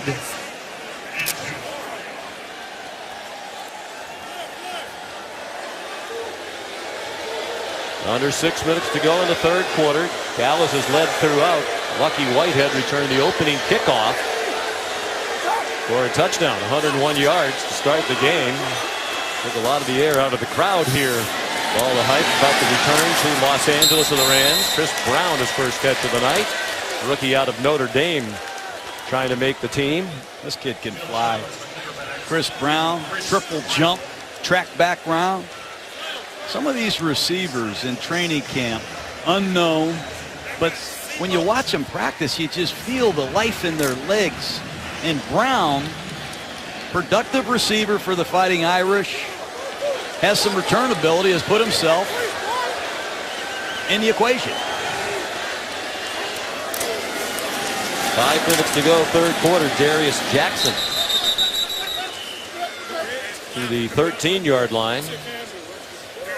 These are the backup players, both teams. 3rd team players, a lot of them.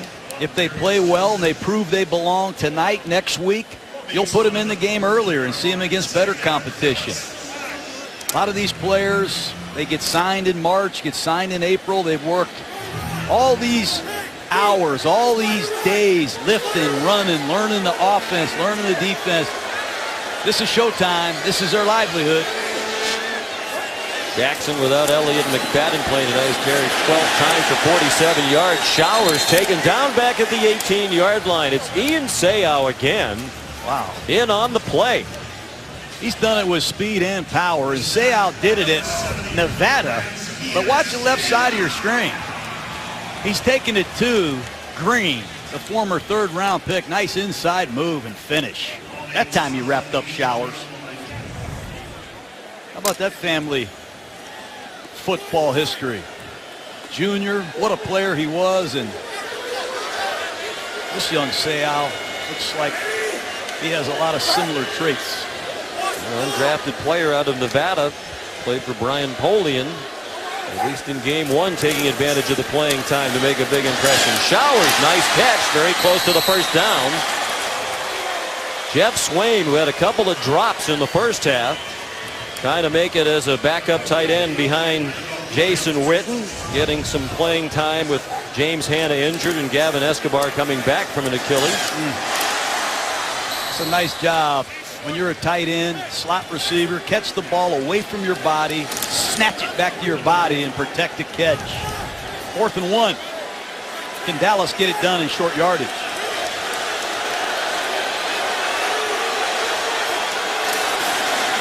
Play fake by Showers. Running out of time and throws incomplete. So the answer to your question is no. Josh Forrest, rookie out of Kentucky, number 59, the linebacker who was putting the pressure on Showers.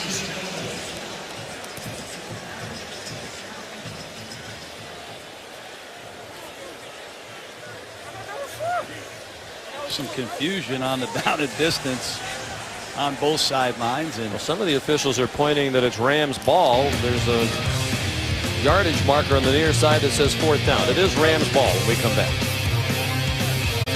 Welcome back to Monday Night Football from the Los Angeles Memorial Coliseum. 2:48 left, third quarter. Dallas leading Los Angeles 24-14. Rams take over on downs. 1st and 10 from their own 8 with Sean Mannion still at quarterback. And that pass incomplete, hit the ground. We're pleased to be joined by Cowboys owner, president, general manager Jerry Jones. Nice start to the season for your team, Jerry, returning the opening kickoff 101 yards for a touchdown. I actually saw Stan Kroenke and I said, you won't believe me, but I'm going to say I'd rather the Rams have made that touchdown run the first play of being in Los Angeles, but we both know I'd be lying. Yeah. Yes, you would be. Sure, Stan would have much appreciated that with the big crowd and all the excitement coming into tonight's game. 2nd and 10. And on the delay, Chase Reynolds ahead for a yard. And you mentioned Stan Kroenke. We visited with you the other day up in Oxnard at your training camp, and you talked about how important this move to Los Angeles is for the league, and not just the Rams, but the fact that it was Stan Kroenke. He brings a lot to the table as well as they come back. Well, I think so. Of course, we have really great owners in Mark Davis and certainly in Dean Spanos.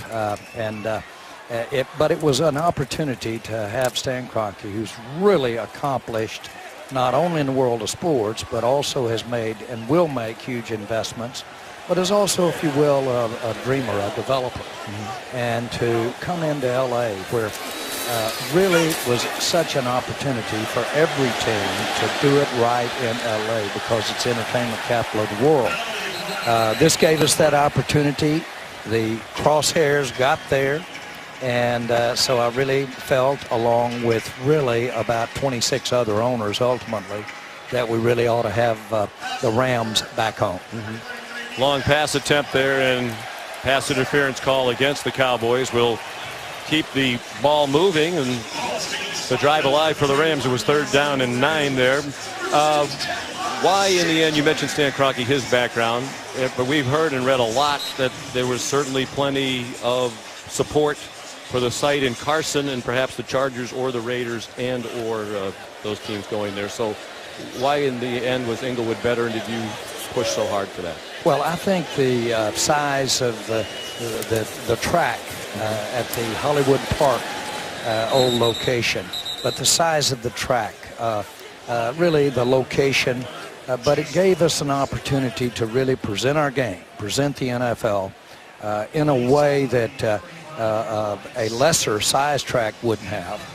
But more importantly, we had such a commitment from an owner.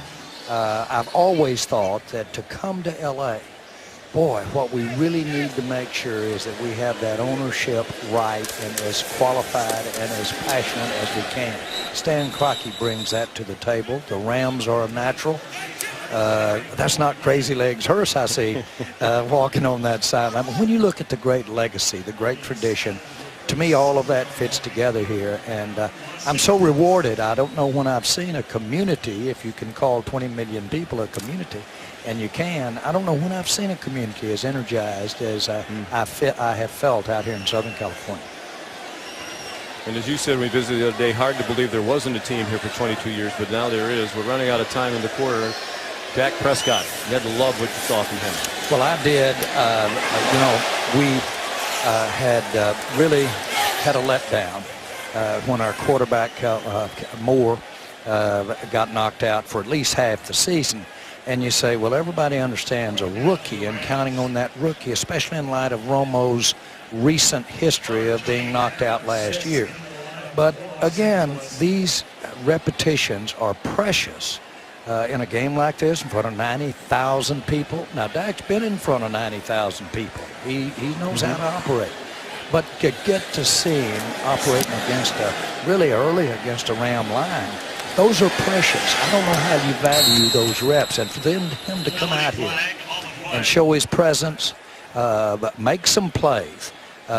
Make some plays that, frankly, his skills allow him to do and allow our coordinators to do that we might not do with other quarterbacks. To see that, now let's don't put him in the Hall of Fame yet at all, but still, I like what I saw. I got to ask you one question. I saw that number 88 get in the game.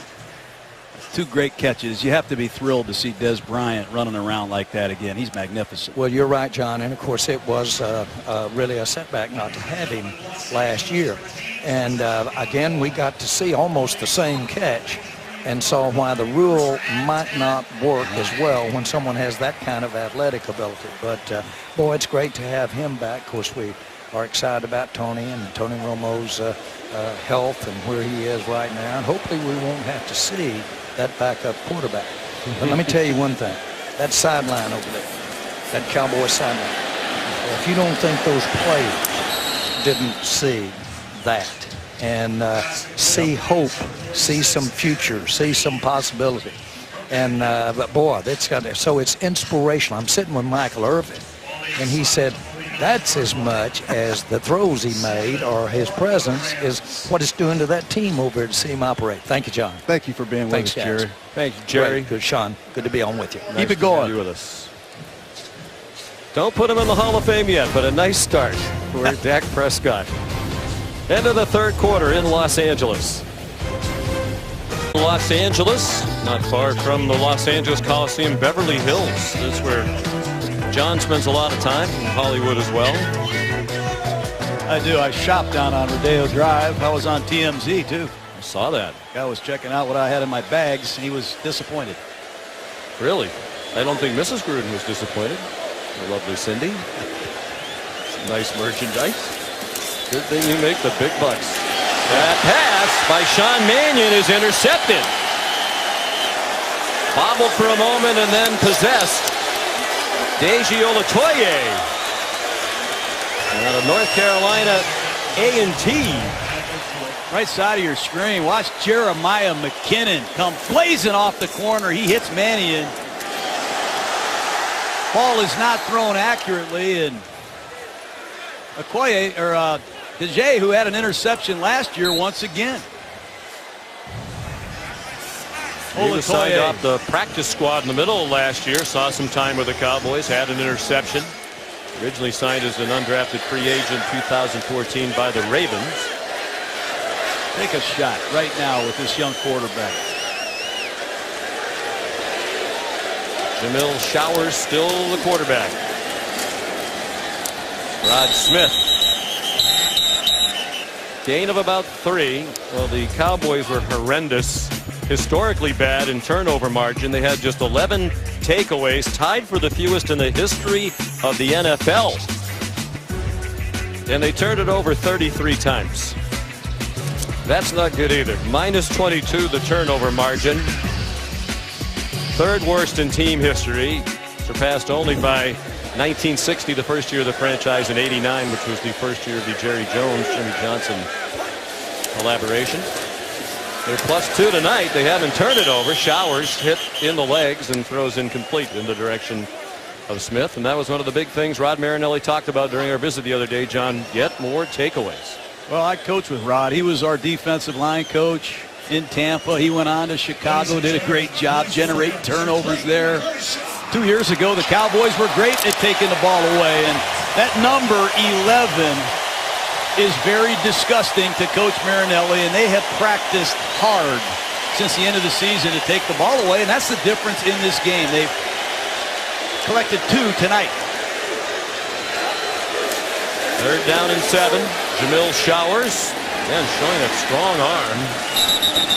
Chris Brown driven back. He did not make the yard to gain. Troy Hill, a solid tackle out of Oregon, trying to make it as a backup, waived by Cincinnati last year, and the Rams liked what they saw in the brief time he was with them at the end of the season.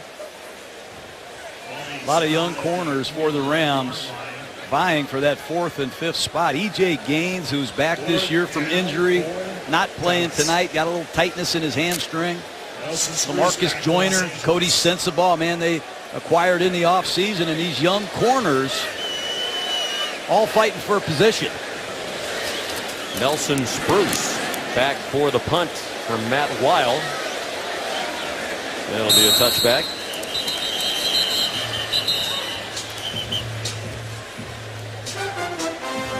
.13:23 to go. Jason Garrett and the Cowboys up by 10. Back inside the LA Coliseum, Sean McDonough, John Gruden, Lisa Salters, John Sutcliffe. Our first Monday Night Football telecast of this season. Supposed to be last weekend in Canton, Ohio. Little issue with the logos on the field. Logos look great tonight. Yeah, they sure do. I got here early and helped out. Sean Mannion still at quarterback. Aaron Green at running back. Rookie out of TCU, who's in a battle to make the team. They like what they've seen in camp. Brings a little wiggle, according to Les Snead. Straight ahead this time for 4 yards. Here's Lisa Salters with Dak Prescott. Thank you, Sean. Dak, I see a big smile on your face. How do you think you did? I think I did pretty well. Just my game plan coming in this game was just to play clean as I can, do exactly what the coaches asked me, and I feel pretty satisfied with that. Now, how did your NFL debut compare to how you kind of dreamt about it in your head? I think it's up there. It's definitely up there how I dreamed about it, how I thought it would be, would hope it would be. But when you've got a great team like I've got, great offensive lines, you get to go out there and throw the dares and all the one reps, it's easier. Now, what felt good to you out there? Like, where did you really kind of feel like this was going to be your night? I mean, it just felt good to be back playing football again. I mean, when I first got in the offensive line, the ones told me, it's another practice. And I just thought about that, just treated every play individually with the coaches called and have fun. Now, I know that your mom has been your inspiration, and you say you think about her all the time. You talk to her whenever you come out onto a field. What were you saying to her before you came out to the field tonight? I know she was with me. I know she had the best seat in the house, and I know she was proud of me, and I just, every touchdown pointing to the sky to her. Thank you very much. Congratulations on the effort tonight. Sean? All right, Lisa, thank you. Diving attempt by Paul McRoberts on the sideline. Flag down on the play, as Lisa reported earlier. His mom passed away while Dak was in college for a battle with cancer.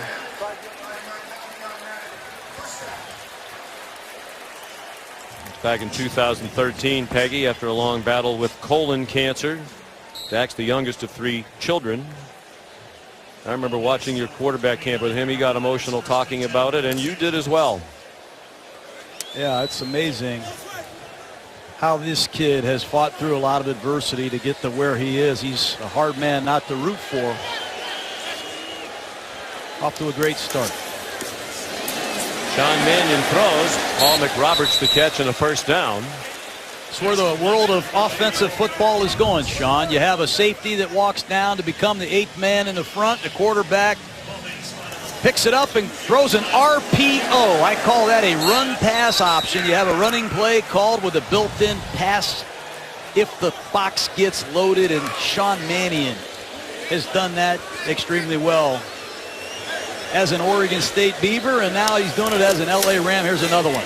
McRoberts to the other side, hangs on to that one. Rookie out of Southeast Missouri State, long shot to make the team. Jeremiah McKinnon made the tackle.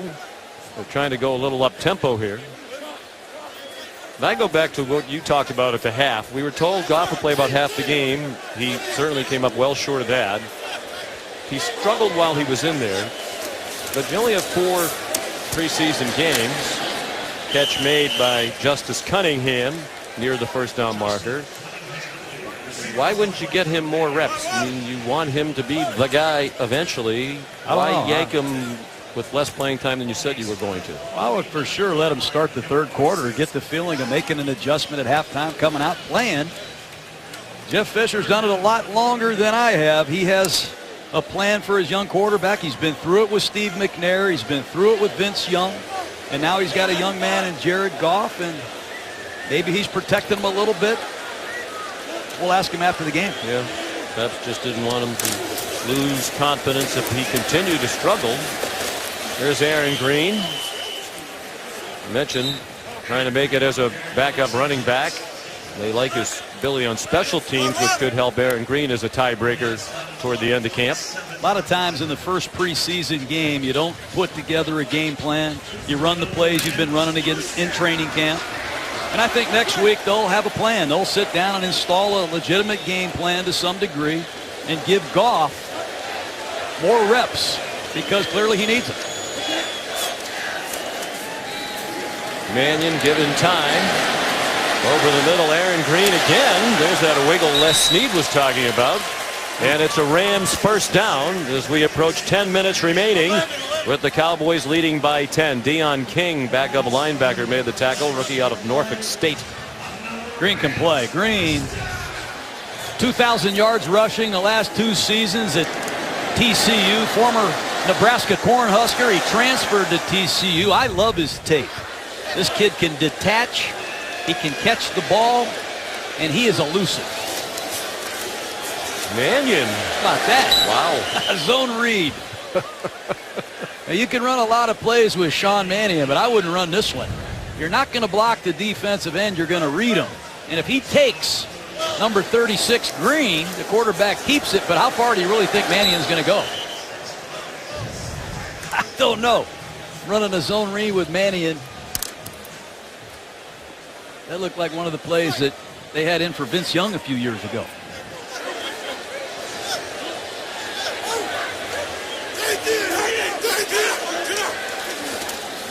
Another short set by Mannion. And the completion to Duke Williams, rookie undrafted out of Auburn.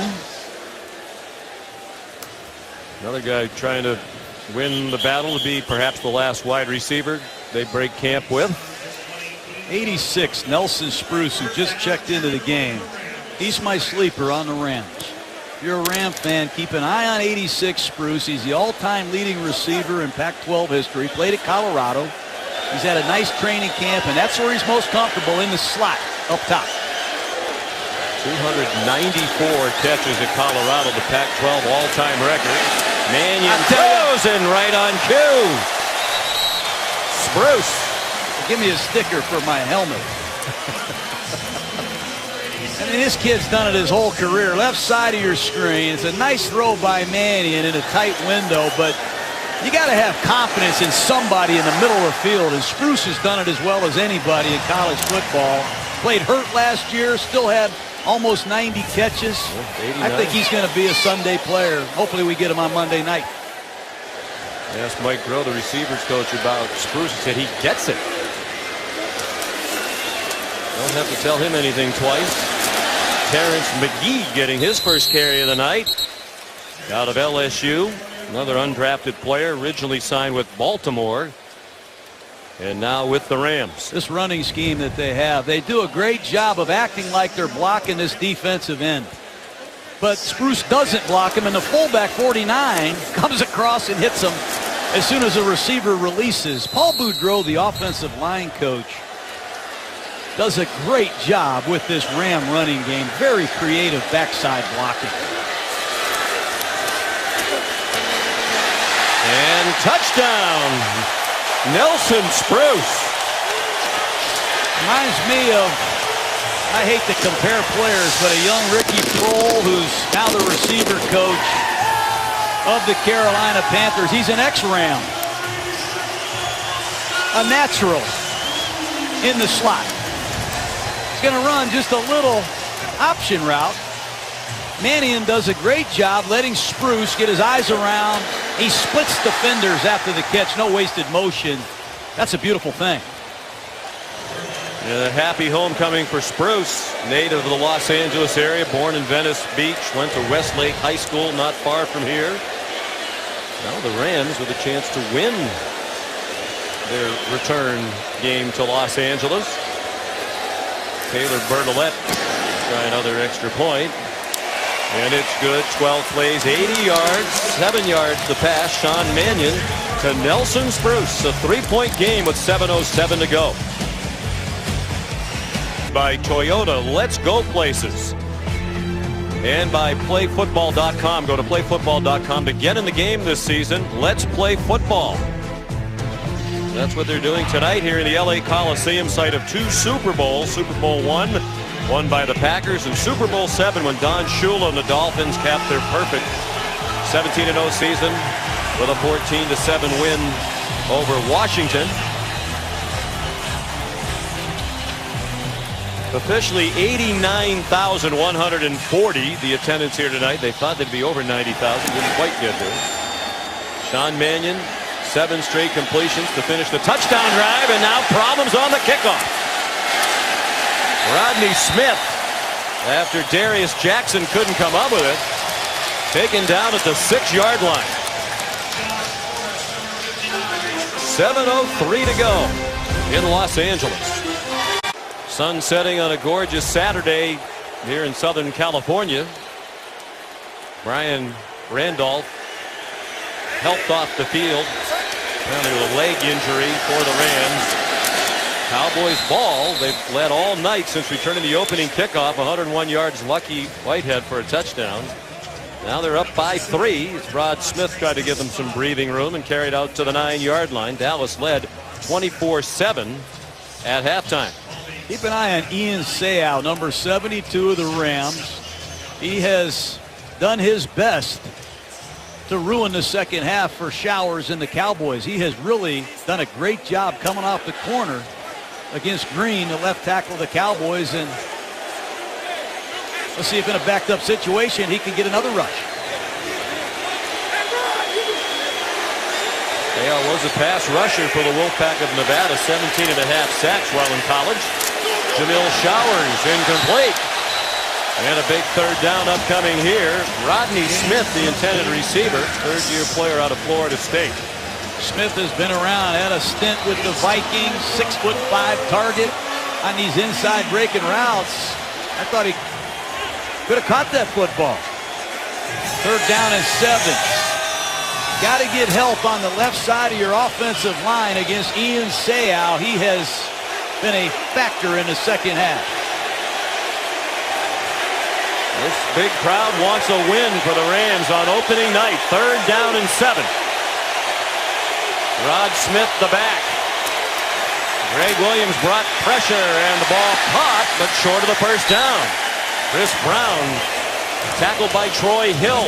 Troy Hill, the one question Greg Williams, the defensive coordinator, had was, will he tackle? And that time, right at the sticks, Troy Hill makes an excellent one-on-one tackle to force a punt. Little things go a long way with Greg Williams. And let's see if McRoberts can set up Mannion in the Rams. 2nd straight 3 and out. Paul McRoberts back for the punt from Matt Weil. He's getting some exposure here tonight. Going to be their punter. McRoberts signaled for a fair catch. The ball hit the ground, and then he tried to advance it. Not a good decision by McRoberts, and that's going to cost the Rams 20 yards in field position. Welcome back to the Coliseum in Los Angeles, where pro football is finally back. And for more perspective on that, joining me now is Sam Farmer, columnist for the LA Times. Sam, you were saying that it's important that it was not just a team that came back to LA, but the Rams. Why is that so important? Well, this team has such a nostalgic relationship with this community, played here for so long. For these Rams fans, this is not a relocation, it's a restoration. It's like the world is tilted back on its axis. I lived here for 12 years, and when I was here, I never really got the sense that LA missed pro football. Did you see it differently? You've been here for 16 years. Well, you know, it's a little bit like Charlie Brown and Lucy. Lucy pulling away the football. This city had been burned so many times, so many false starts on stadiums that people got jaded about it. But once this plan came together, people got behind it, and it sort of galvanized the community. Now, we don't know what's going to happen with the Chargers or the Raiders. Can this city support 2 NFL franchises? If you got one, why not 2? Wouldn't that be better?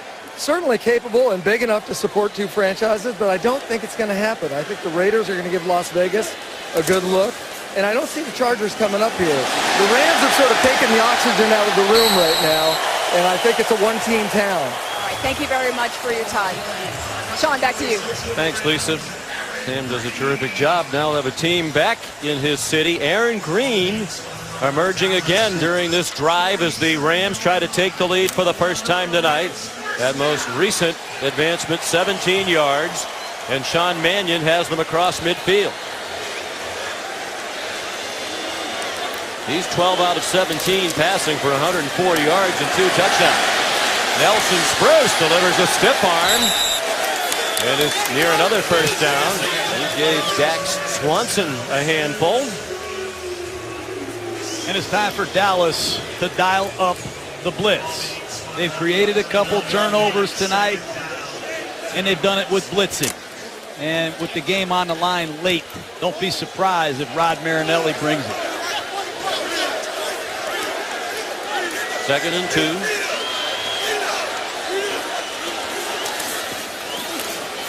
Mannion for Spruce. Did he gather it in time? No. This Spruce is walking the chalk. Maybe we can bring Jerry Austin in and see what he thinks. He never controlled the ball. He still didn't control it, and he one knee out of bounds. Well, John wants to call it because Spruce is his guy. I mean, as soon as he said, watch out for Spruce, Spruce makes all these catches. 3rd and 2. I know where I'm going. Nelson Spruce is in the slot at the top of the screen. Already with 3 catches for 31 yards and a touchdown. Rod Marinelli did bring pressure, batted ball, and it's incomplete in the direction of Demarick Hemingway. One of 2 tight ends they drafted this year, 6th-round pick out of South Carolina State.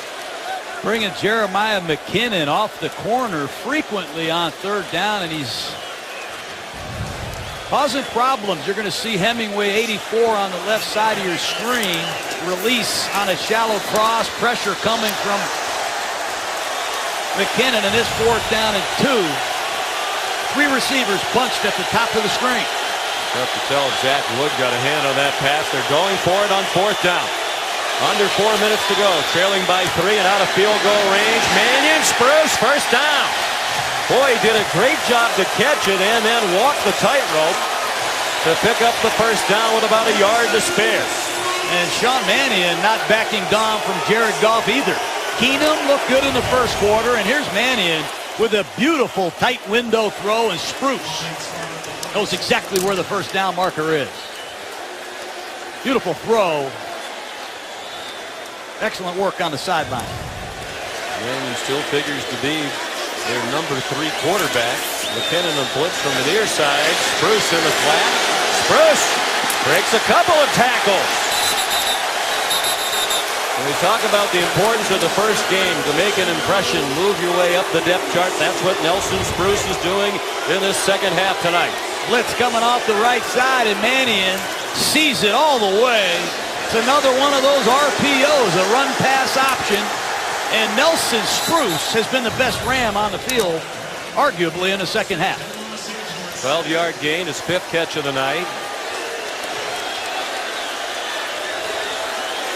24-yard line, the line of scrimmage. They are in field goal range for either Greg Zuerlein or Taylor Bertolette. Again, pressure, and again, Spruce. And he did well to hang on to the football at the end of the play as Deion King tried to chop it out.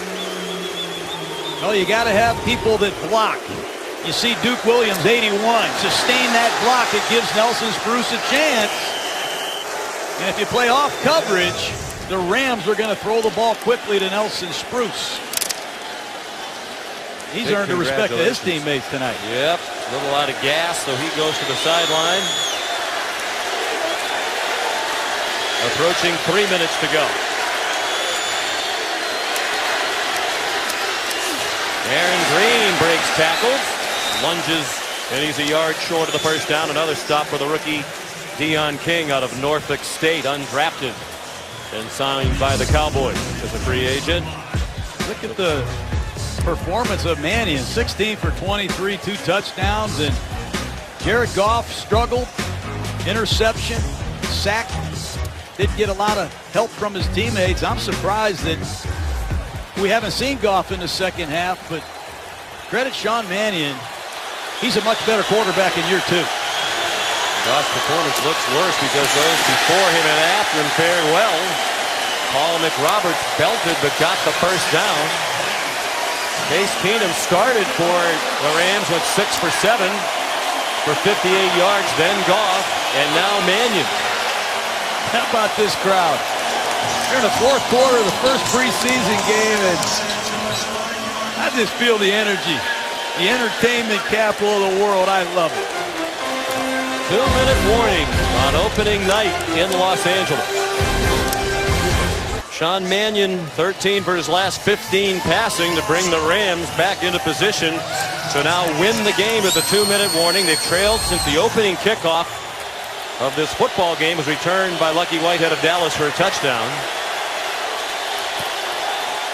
What a start this would be for Jeff Fisher in the return to Los Angeles. They could rally for a rousing win. Mannion caught. Aaron Green, touchdown.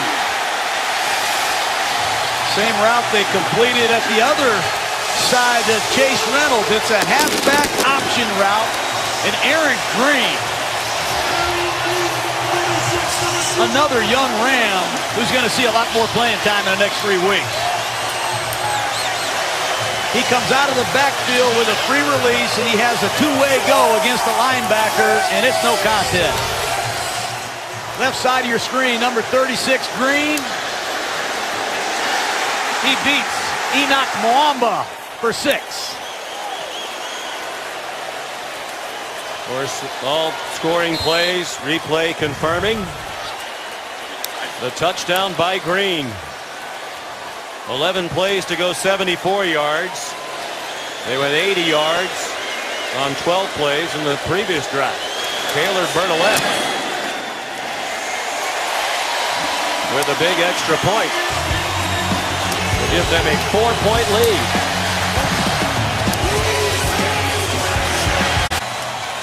Sean Mannion took over to start the second half in a bit of a surprise, replacing Jared Goff.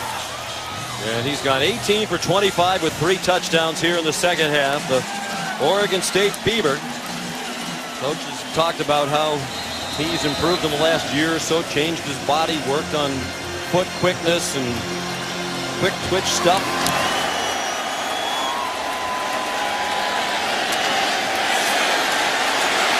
Darius Jackson pinballed around at the 15-yard line. Fired up coverage unit. Troy Hill and Bradley Marquez. Hey, Sean Mannion has made some impressive throws. Here's an option route to Chase Reynolds. He beats him to the inside. Beautiful throw. Under fire. He goes in. Nelson Spruce picks him up. Then it's Spruce again on an option route for a touchdown. 4th down. Beautiful tight window throw. And here's another option route. Aaron Green breaks it to the outside. Chris Winkie, quarterback coach, former Heisman Trophy winner of the Rams, deserves a lot of credit with the progress in Sean Mannion. Jamil Showers, can he lead the Cowboys all the way down the field? On target with his first throw of this drive for about an 8-yard gain. Austin Traylor, rookie out of Wisconsin, made the catch. Long shot to make the team.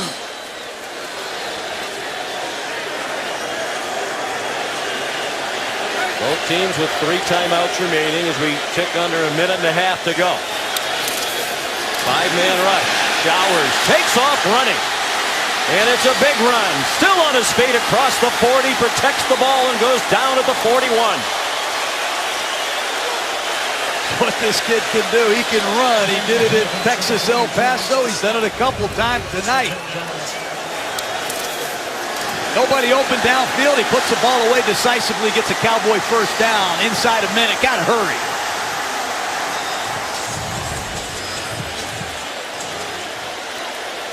Cowboys elect not to use the timeout and a lot of time running off. On their own 41, they need a touchdown. The field goal does them no good. Swing pass intended for Rod Smith, incomplete, as Showers was knocked down on the throw. And I think the Rams are lucky there. I thought Matt Longacre went low on the quarterback. Longacre.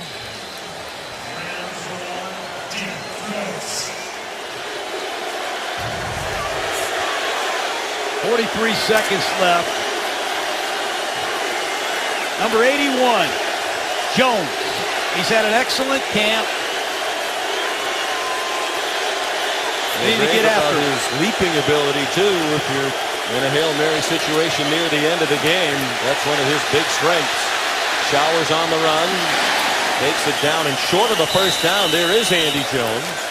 All right, predict the next receiver. You got Spruce, you got Jones. Who's going to catch this one? Well, you're in mid-season form already. You didn't need that game in Canton. Some of these receivers, they just stand out to me. And I think this Jones kid, who is another young player that wasn't invited to the combine, his measurables are unbelievable. He caught 144 passes at Jacksonville.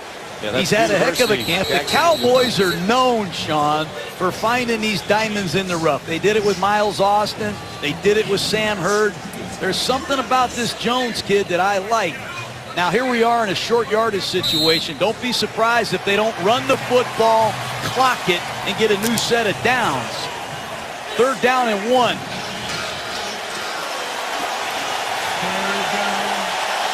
Where is Ian Seau? 4th quarter pass rush. You can make the team with a delivery here. Crowd roaring, 35 seconds to go. Seau dropped ball. Seau was well blocked, and then Andy Jones, his second drop of the night. And they'll go for it, a 4th down and 1. Got to get your head out of the break and see the ball leave the quarterback's hands. That ball got in on Jones. He mishandles it. They like him. They gave him $15,000 to sign, the most of any of their 14 undrafted free agents. He came out of his college commencement to speak to Derek Dooley, the receivers coach, about coming to the Cowboys. They need to convert. Showers incomplete. And the Rams take over on downs, and they're going to win their homecoming to Los Angeles. Looked like Michael Jordan, small college player, another Ram that Greg Williams says has had an excellent training camp. Top of the screen, Jordan wearing number 35 in tight coverage. There's just nowhere for Showers to go with the football. Intended for Chris Brown. So Jeff Fisher, Southern California native. You know what? There's nothing like winning. I know it's a preseason and your starters didn't play all that well, but there's nothing like going into that locker room and back to training camp with a win under your belt. Well, they have a lot of momentum. The response, obviously, the fans has been great. And now they've given them a very exciting opening night. Didn't start very well. The Cowboys scored in the opening kickoff and led for most of the night, but the Rams outscore the Cowboys 21-0 in the second half and rally to win their first game in 22 years in the Los Angeles area.